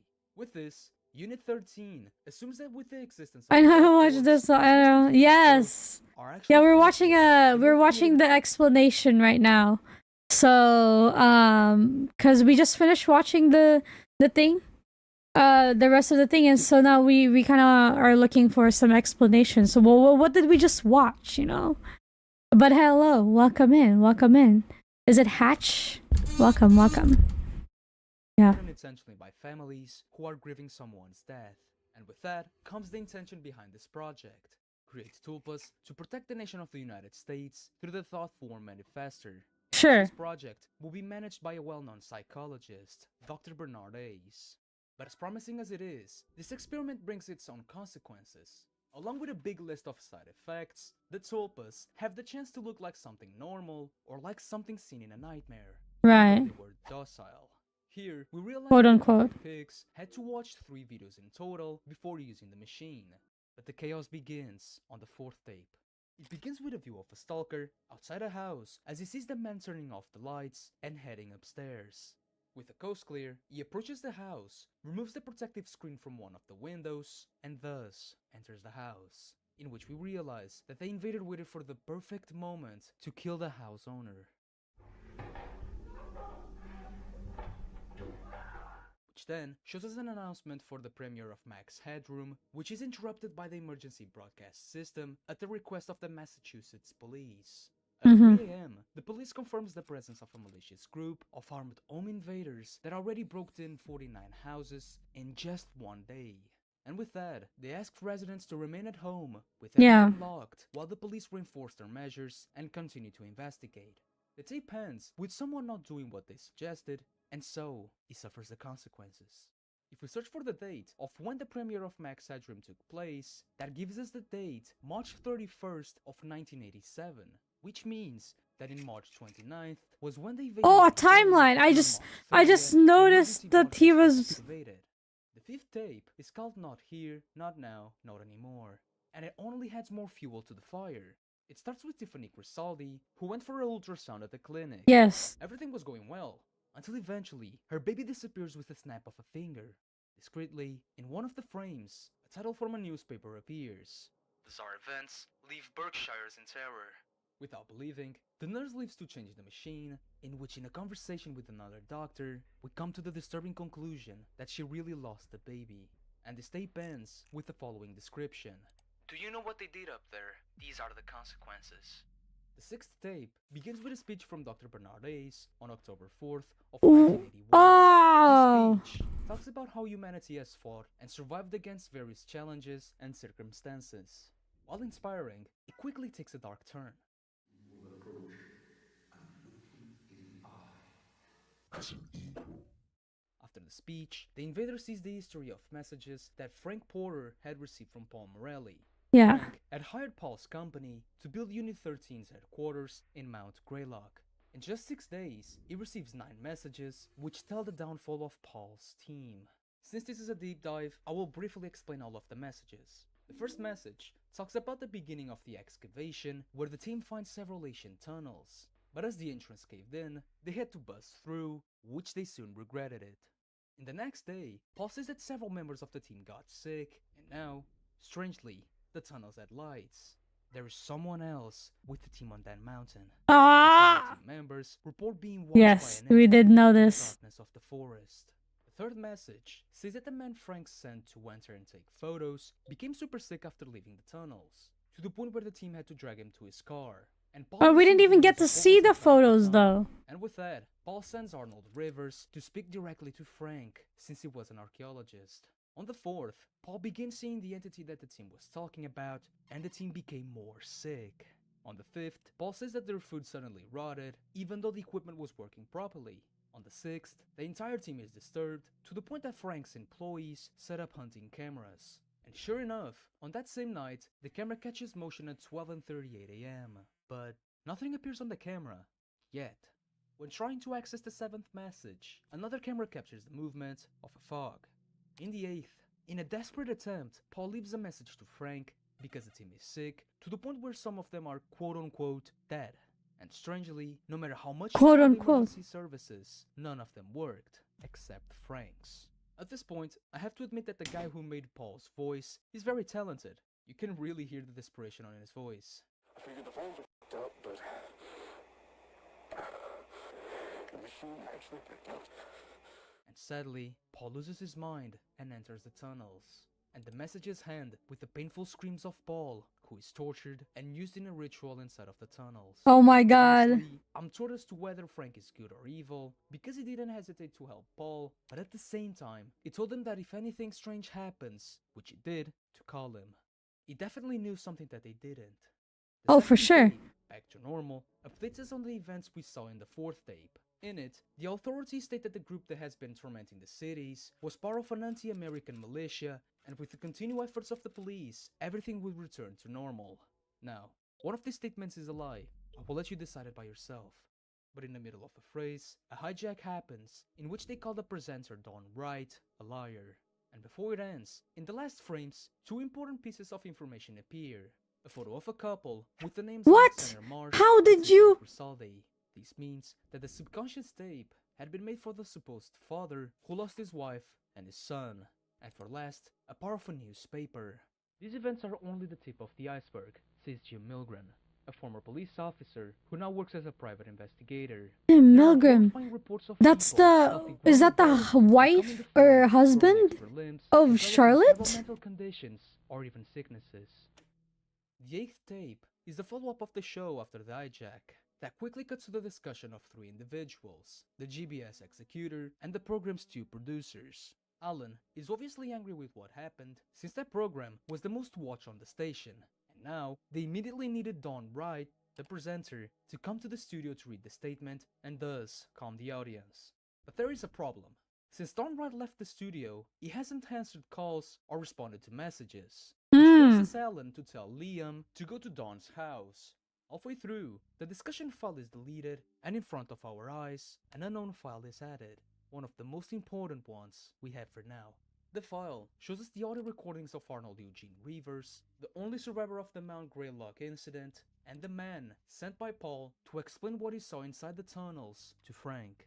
He was recording the Oh, I audio didn't 13 connect that. years later because he believed his life was in danger. Inside the mountain tunnels, Arnold and the team end up discovering artifacts from hundreds of ancient tribes, making those tunnels 11,000 years old. His overwhelming joy quickly changed to pure dread as he questions himself the reason why the mountain was so important. Things only get worse. Further in, they noticed that the tunnels were connected to several chambers, which were used for human and animal sacrifices. Rooms used to store offerings to an evil entity. Right. And upon leaving the tunnel, his health worsened, to the point that he left the project, but one question remained with him. Would the government really send someone to kill me over this? Interesting. And sure enough, someone breaks into his house and he quickly hides in the wardrobe and says that whatever happens to him, give the audios and the cameras to Jim Milgren. And Arnold dies. Jim Milgren is and will be the most important character in the story, which makes me think that the Semiodyne invader and the unknown driver was actually him. And that explains how the driver knows exactly okay. what took place. After this, we got to hear Liam Hollander talking with 911 saying that Don Wright is dead after someone broke into his house. Do you remember the footage we saw at the beginning of tape 4? That was Yes. actually a member of the cult who waited for the perfect time to kill Don Wright when he least expected it. The 9th tape shows us the beginning of everything. It shows us the playback of a program from 1963 which talked about the Simultaneous program to put technologies in all American households to help the citizens. Because later on, we see that they were actually used to spy on their customers, and even one of them noticed it. And in this analog horror, John F. Kennedy is murdered by an assassin hired by Percival Rothwell, the owner of Simultaneous, because he refused the offer and because he was afraid that he would reveal the truth. Hey, Cab! Shows us a cult wearing white masks. I didn't told you this, but throughout the tapes, there's a mask that appears several times Yeah. for important moments, such as the killings, which made me feel like it was the cult mask, the Stargate's cult mask. And this tape ends with a child named Katie being woken Hi, up Cab. in the middle Welcome, of the welcome. night How are you, bro? by her imaginary friend who ends up killing her. Messages from the Dead begins with the vision of Jim Milgren. Oh, who I'm found getting the dead body on raided. the floor in the middle of the forest. Welcome, Raiders! Oh my god, let me pause my video. Welcome, Raiders. Hello, Ninta and viewers. Welcome in, welcome in.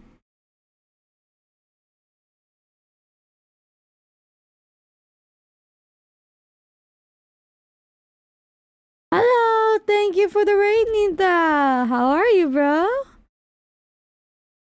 Oh my god, what'd you do today? How are you? How are you? Let me just give you a shout out. How's your art today? Did you make a lot of progress? You're good. I'm good. Yeah, that's good to hear.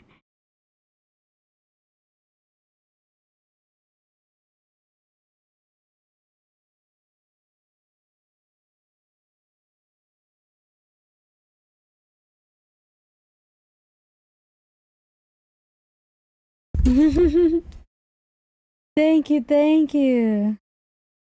You separated VTuber art? Oh my gosh, that must be a long, long process. I hope you made a lot of progress.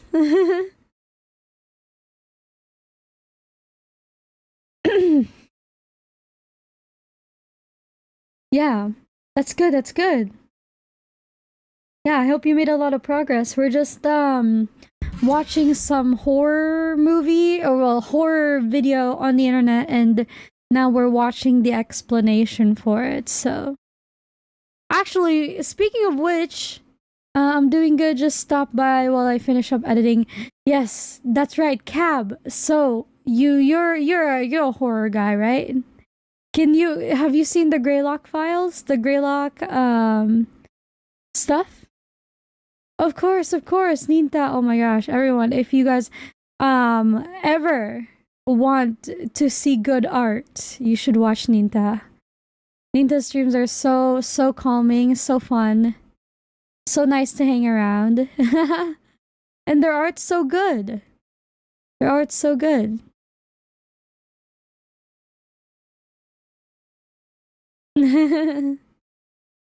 Yes, so yeah, we just finished watching the Greylock tapes.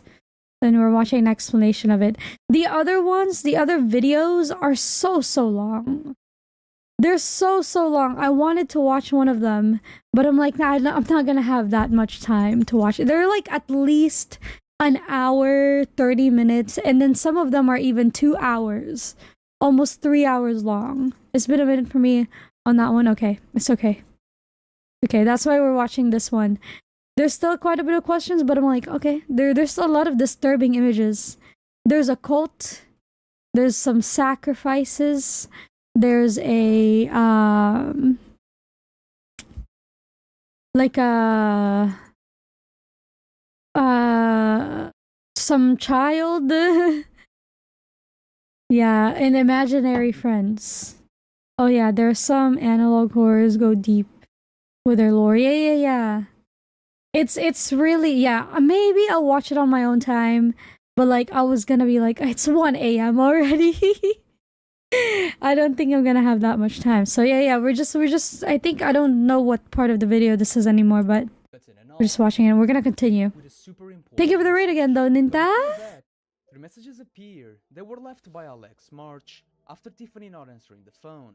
This, Right. of course, makes Alex worried, to the point that he leaves in the middle of his shift to sadly find her dead. During the interrogation, Alex talks about how devastating it was for them to have lost the baby, Right. Tiffany being the one who was most affected. Eventually, Alex goes back to work while Tiffany stays at home recovering, but with an agreement to check on one another during every lunch break, until the morning of May 18th of 1987. The next day, an autopsy is carried away on Tiffany's body by Dr. Henry Shalbridge, where he highlights some bizarre points. The corpse had a dark substance coming out of the eyes, mouth, and torso, and she had a strange symbol on her abdomen which had been placed hours after her death, which means that she dies in an unknown way, and whoever killed her waited hours to make that symbol, or after a few hours, he returned back to the corpse to do it. And it will not be the last time we see this symbol. Yeah. Also, during Henrich's exterior analysis, paranormal events would happen. The lights would constantly flick, the temperature in the room would drop drastically, and they could hear a woman crying after they had stored the Tiffany's body. I'm telling you, man. Soon after, the tip throws us back in time to the audio of Tiffany's therapy, which leads us to realize that Therapy. she See, it was therapy. hallucinations since she was 8 years old. With that, the psychologist begins to guide her into a calm hypnotherapy. I want you to picture yourself standing outside your house in your front yard. It's a beautiful day out with big fluffy clouds and a blue sky. No one else is around.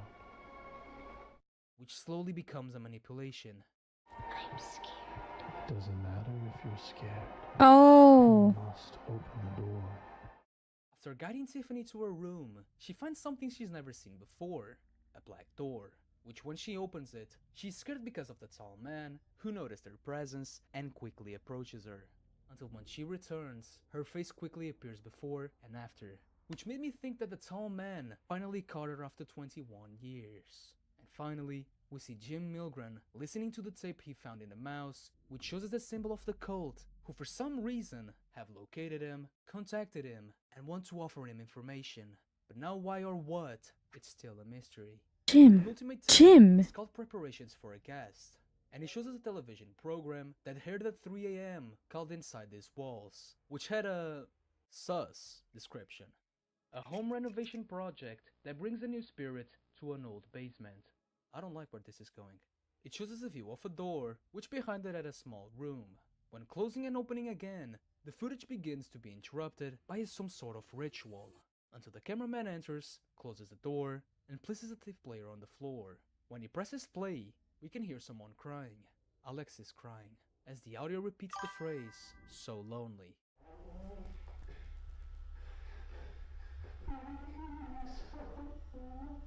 Oh, I didn't understand what this man was saying when we watched that part of the video. I gotta go buy dinner. Have a good stream. Oh my gosh, enjoy your dinner. Thank you again for the raid, Ninta. I hope you have a good day. Thank you, thank you. This is the best tip in the series. But before we start, Oh yeah, then Greylocks use tapes and other methods to trick people into cold brainwash people so the truth never really got out. 2 chapters that I separated to explain it to you. That's, you know, I never put that together, but yes, probably. Bye bye. 30 seconds while a red light flashes several times. In priming, 6 words appear on the screen, and we had to write on the paper the one that doesn't fit the topic. And when we write all of the words, the chapter danger begins. It starts with the information that the VHS player Oh, this part. This was a really long one. to stop because it would put Very headache inducing. what we are about to see was not made by a human. Danger starts with conditioning, where in it, we will have to do what the text says, be it read the word and not the face, or vice versa, which ends up with a new and bizarre expression, which quickly passes to the camera in Charlotte's Melgren kennel. Charlotte is woken in the middle of the night by the security Melgren too. That's Jim's wife. Who calls her after seeing the door opening on its Or own, sister. I don't know if what I said is correct, Lo. I'm just trying to remember the best I can, yeah? called the police, since the last few times everything had been a false alarm. After back and forth, he eventually lets her go in person to see what happened, and they soon see that it was a horrible decision. When viewing the previous alerts, Troy discovers that she had never received a false alarm. All the alarms she received were true, but for some reason, the previous person who called her didn't notice. In the alarm of that night, he sees the entity entering the house, and distressed, Troy tells her to run away while he calls the police. Troy? Now, she had to escape the entity for a few minutes, as the police would take at least 3 minutes to arrive at the scene. Until at the last minute, she says one last chilling sentence that gets her killed. I think my skin is moving. I think my skin is moving. Where we then see the last 2 sections of the Danger chapter, True or False, and Activation. In True or False, the entity says that the test is changing our mind, choice is an illusion, and that we shouldn't ignore the darkness of our mind, as it only makes it stronger, and says to open the black door. The same door that Tiffany opened when she was 8 years old.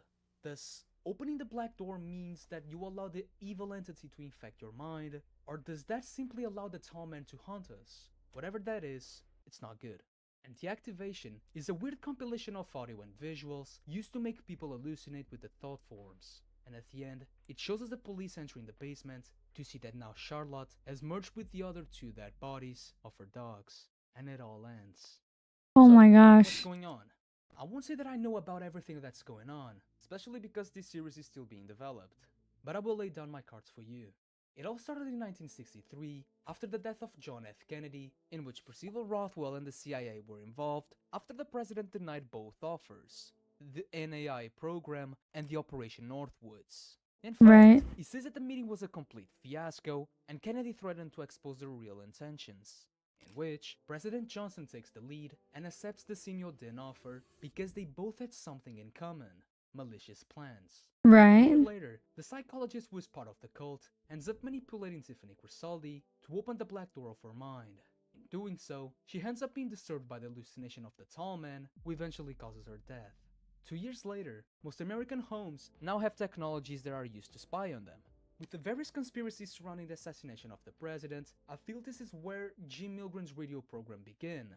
11 years later, the government, in this case the cult, began a confidential project called Project Stargate, which had the intention of creating thought forms to cause terror in the city, in which they still used the traditional form that was less effective. And that explains why everything is so slow in the beginning. Right. Over the years, one specific psychologist ends up standing out, Dr. Bernard Hayes, who in a speech in 1981 revealed that they wanted to be more than humans. They wanted to be like God. Oh, Everything okay. went quiet for 6 Surely. years until 1987.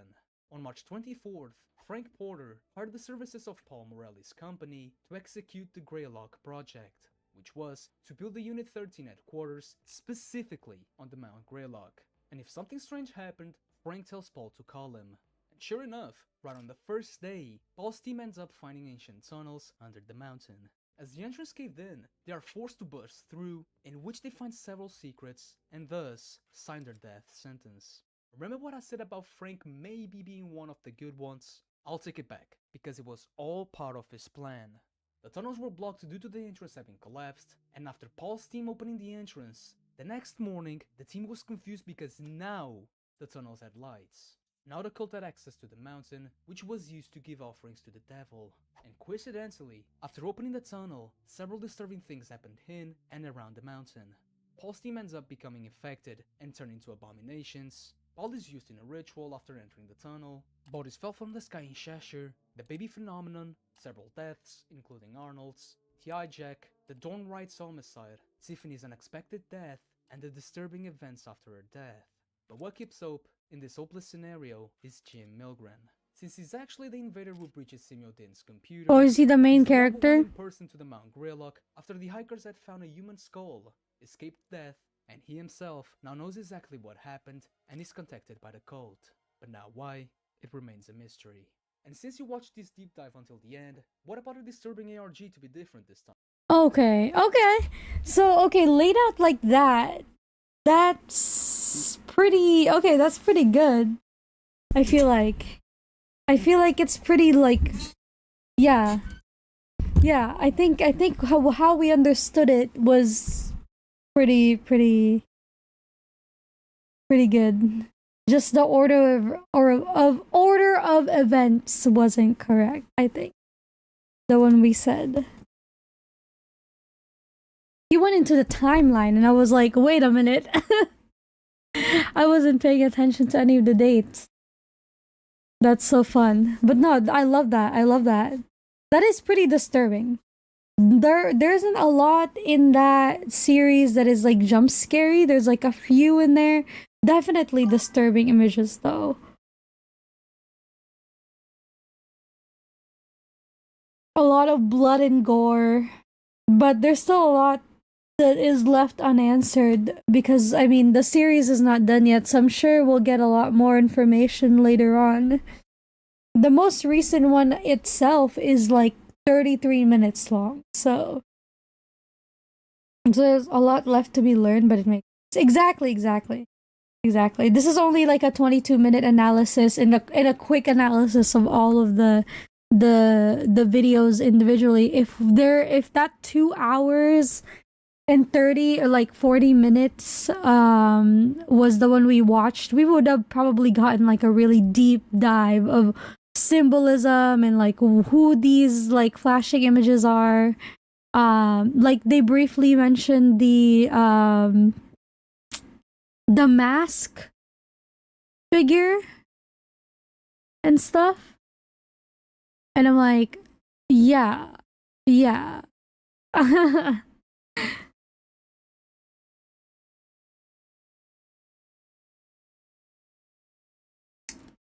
But yeah, that's fun. I don't actually remember which of the analog horror we have to watch next, or we're gonna watch next, because if I'm not mistaken, the Greylock files are yeah. I gotta look up I gotta look at the Discord.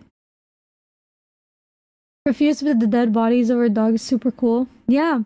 The imagery with the coworkers and the mine coworkers, and like how they turned into like dismembered, disfigured versions of themselves was crazy. So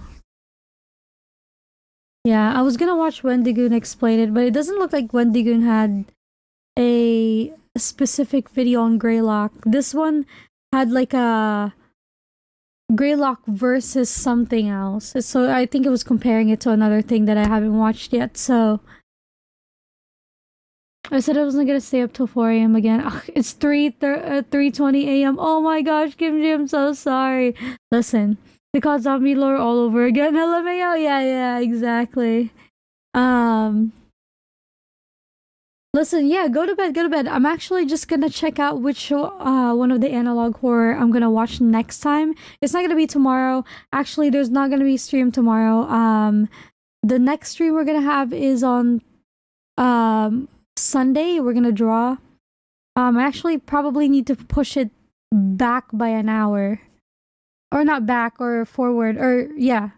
Push it further by an hour. Yes, of course. You have to.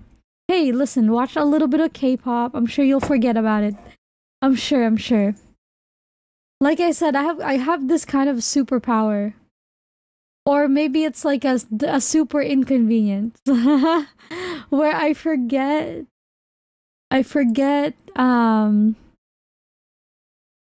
what happens after I just watched it. So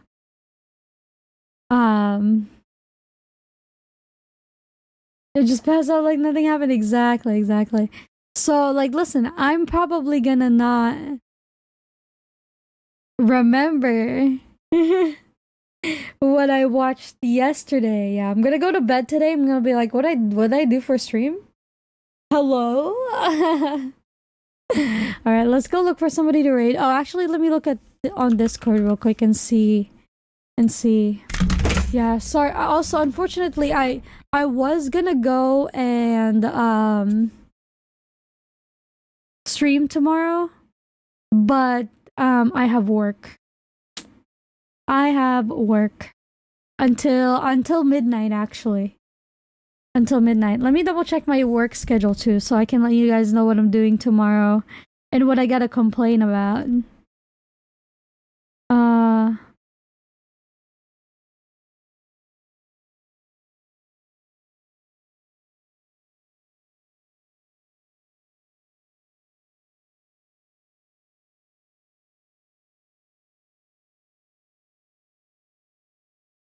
let me double check. What's my shift tomorrow? Tomorrow. Yeah. Yeah. I'm there till midnight. Yes, correct. I'm gonna be there from 7 to midnight. That is super unlucky. Hand cam. Hand cam when? I've actually done a couple hand cams. I've done 2 hand cams. But yeah. I'm gonna be there from 7 p.m. to midnight. So yeah. For those who who wasn't here earlier in the stream, I talked about it. The my work is now asking me to do like things that I wasn't hired to do, and I'm a little scared that they're gonna take advantage of it. So I'm like kind of slowly not showing them what I should be what I already know how to do.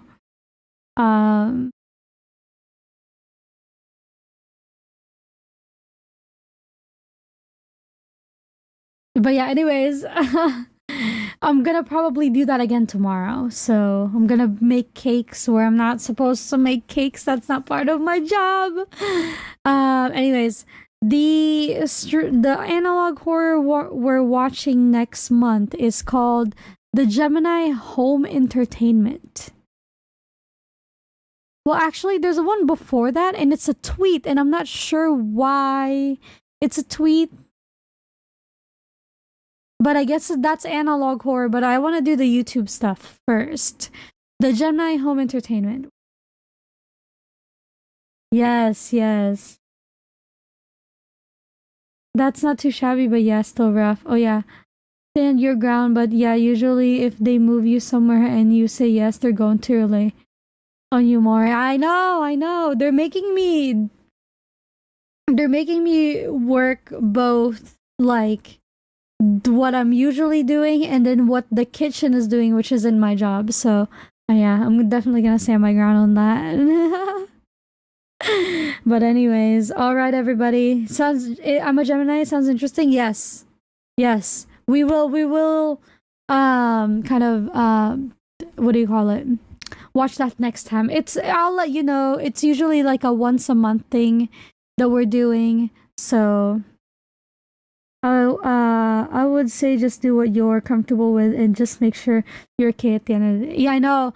I didn't realize how tiring. Well, actually, the reason why I was complaining today about it because they had me doing both at the same time. Like, imagine like I work at a bakery, right? This is not news or anything like that. I work at a bakery. I work front staff. The front staff's responsibility is to serve the customer and make drinks and all that stuff, right? But when I was hired, I was like trained to make cupcakes, macarons, and all that stuff. The tiny ones, right?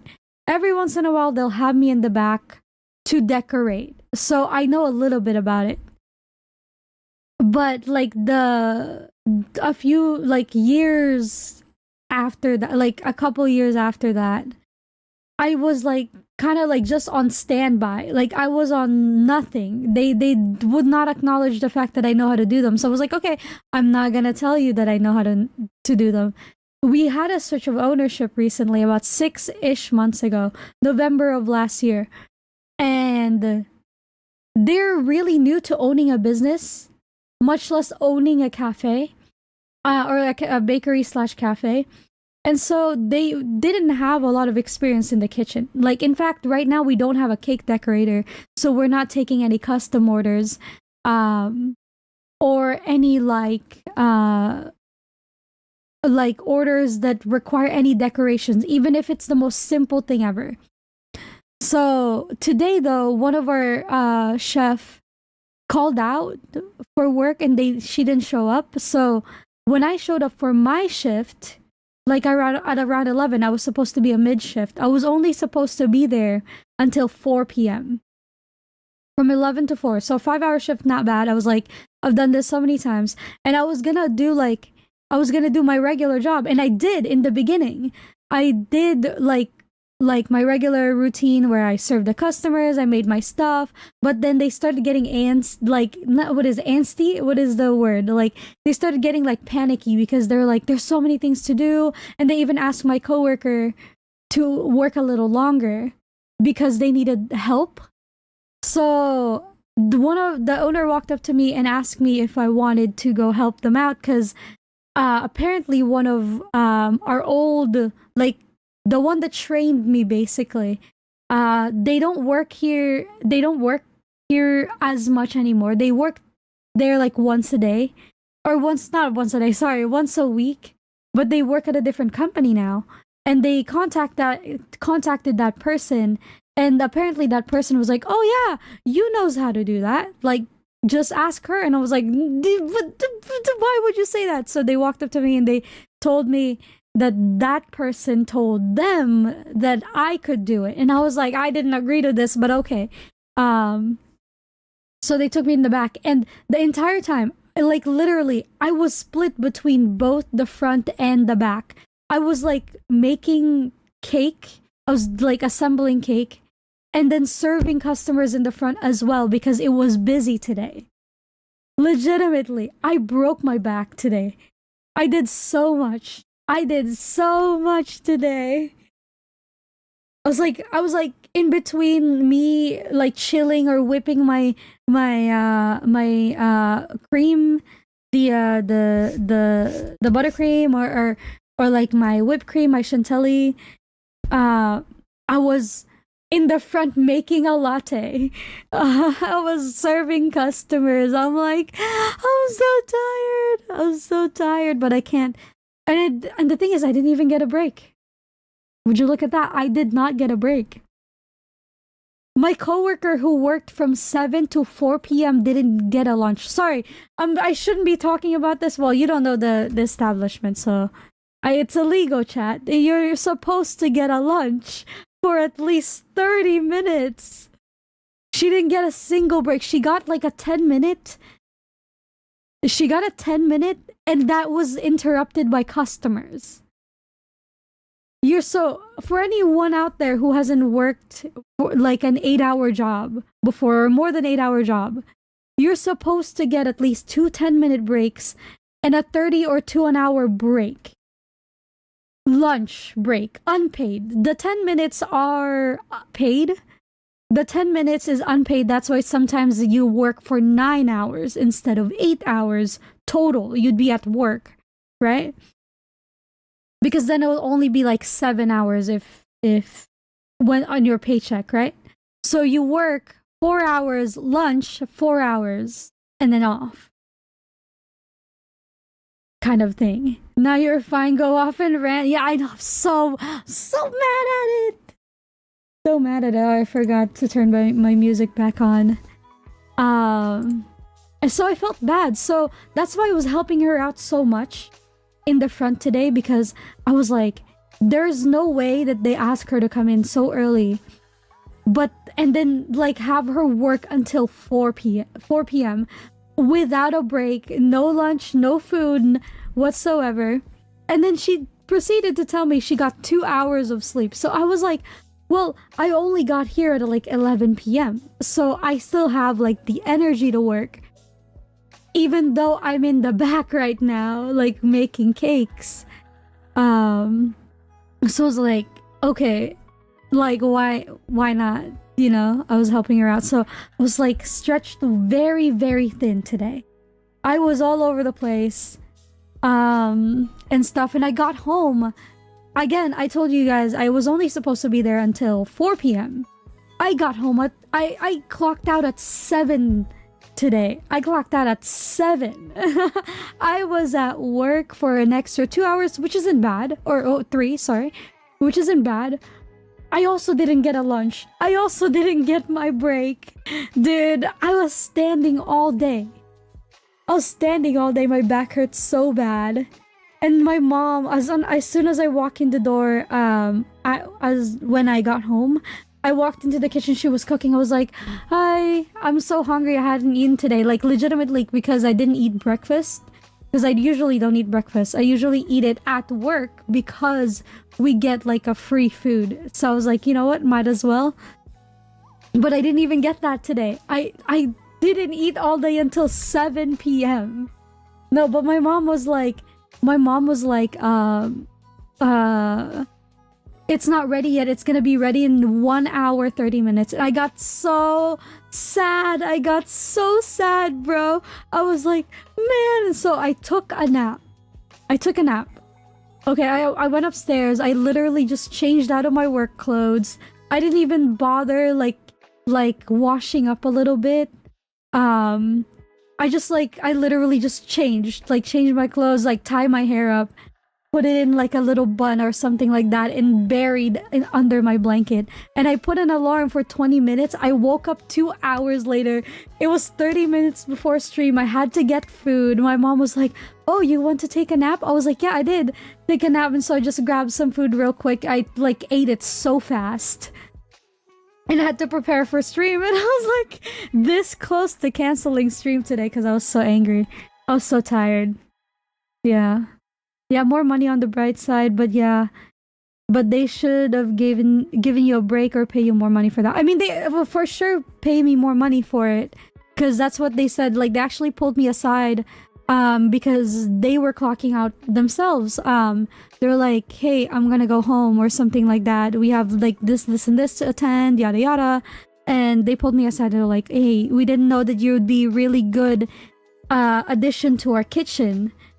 Would you mind working more kitchen and like working more front or something like that, so that you can do a little bit of both? And I was like, no, I knew this was gonna happen. But I was like, they're, again, like I said earlier today, they're the nicest people on the planet. They're literally so appreciative. The entire time I was working, every one of the owner and like walked up to me like and was like, I really appreciate what like your help today, like yada yada yada, like you're doing so good, you're so hardworking, yada yada. They're saying all these things, and I was like, oh, you guys are so nice, but why are you like this? I can't say no. I don't have a spine, chat. This is the problem. I don't got a spine. I'm too nice. I'm too nice. And I felt guilty the entire time. I was like, no, I shouldn't complain. They're so kind to me. Anyways. I'm gonna go raid you guys out. That's my complaining for the day. I don't know what anyone is doing at the moment, actually. Oh, Stardew Valley. Honestly, we're gonna go to Kiyomi today. Kiyomi's playing Stardew Valley. It looks really fun and cozy, so we're gonna go there today. Yeah, I'm sure if you talk and compromise with them, it'll work in your favor. Here's the thing, though, chat. Here's the thing. The problem with my work is that,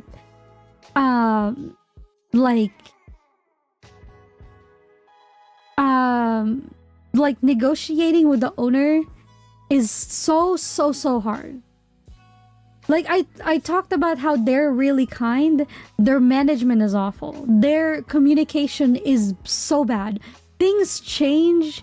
Things get moved around. Policies get implemented.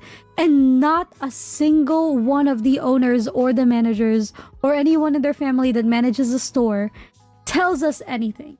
And they do this thing where they mass text. They mass announce, like, things that went wrong, something apparently that is not by their standards, yada yada. And suddenly we're like, well, we didn't know that policy existed. What the frick? You didn't tell us anything.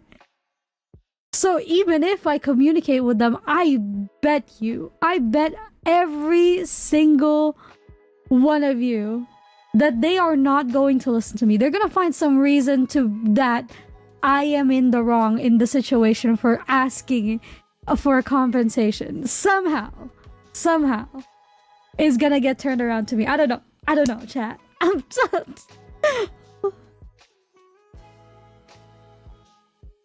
Don't get a job that sucks. Moral of the story. I've complained about this work twice today and I'm still so heated about it. I'm so heated. Bro. Ugh. I'm just... Oh no, that's the worst when they don't tell you and they'll try to turn that on you. No, legit. And they're the ones that don't follow their own standards, so when things go wrong, you can tell that it isn't our fault because we know that. Like, the dishes that they always complain about, the fact that we apparently leave dishes all over the place that's not washed, I'm like, no, because that's part of our closing routine, which every single one of the staff here, which I trained, by the way, knows how to do, and they will do, because I told them, stay like 5 extra minutes if you need to wash your dishes or something like that. And I'm like, yo, no, you're not pointing this finger on us. I get so pissed whenever they do that. Because I know for a fact it was them that did it. Like, at least one of their family members did it, and then the manager or whatever saw it and assume it's one of us. And not one of their family member. Because, you know, it is what it is. Whatever. Half of those work standard is why I love my whole job. Too much of putting the blame on the workers, exactly. And they do that too. Another thing, they do that sort of thing, but they also turn around and not respond to any customers. They don't respond to complaints. They don't respond to like people asking for them when a customer is like, can I talk to your manager? They don't do that. They're like, just tell them to send us an email, and the email is not answered. It's read for sure, but they don't answer that, because I'd get a call being like, oh, I sent that email that you told me, but I didn't get a response back, so I gotta deal with it too. Like, what the frick? I am the one who deals with their complaints of the customers, yet like somehow it's my fault. Like, what the frick? Somehow it's my fault. No. Okay. It's so... Okay, here's the thing. They are the nice, though. As people. Here's the thing. Here's what... Like, somebody in chat earlier today actually mentioned this when I was complaining about this in the beginning of the stream a little bit. One of the things that you kind of have to differentiate between them is that as people, they are very compensating. In fact, like I said earlier... they do give us, like, they make it for us too. They give us food for our what do you call it, for our breaks and stuff like that. They're there, they make it themselves. They even like walk up to us to check in on everything. And like, I don't know, like, as people, I think, like, you know, like, forget about them being business owners, okay? It's like they themselves are nice. Like, they're kind. You know what I mean? But when it comes to the business, they're awful at it. Like, they would try to be like nice to the customer by accepting things that we don't do, by the way, because it's policy, you know. Like, you know, time management is awful, but no, kind and nice are two different, you know, it's different. People, good, great, they're nice, they're kind, they bring us food, they check in on us, they give us calls, they message us like, thank you for this, and they give us like little stuff to take home for our families and stuff too. But when it comes to work, they're awful. I don't know. They're not used to it. They're first-time owners, which I'm like, maybe they're like just like settling into it. I'll give them about another year to like kind of get the hang of it a little bit more. But I don't know.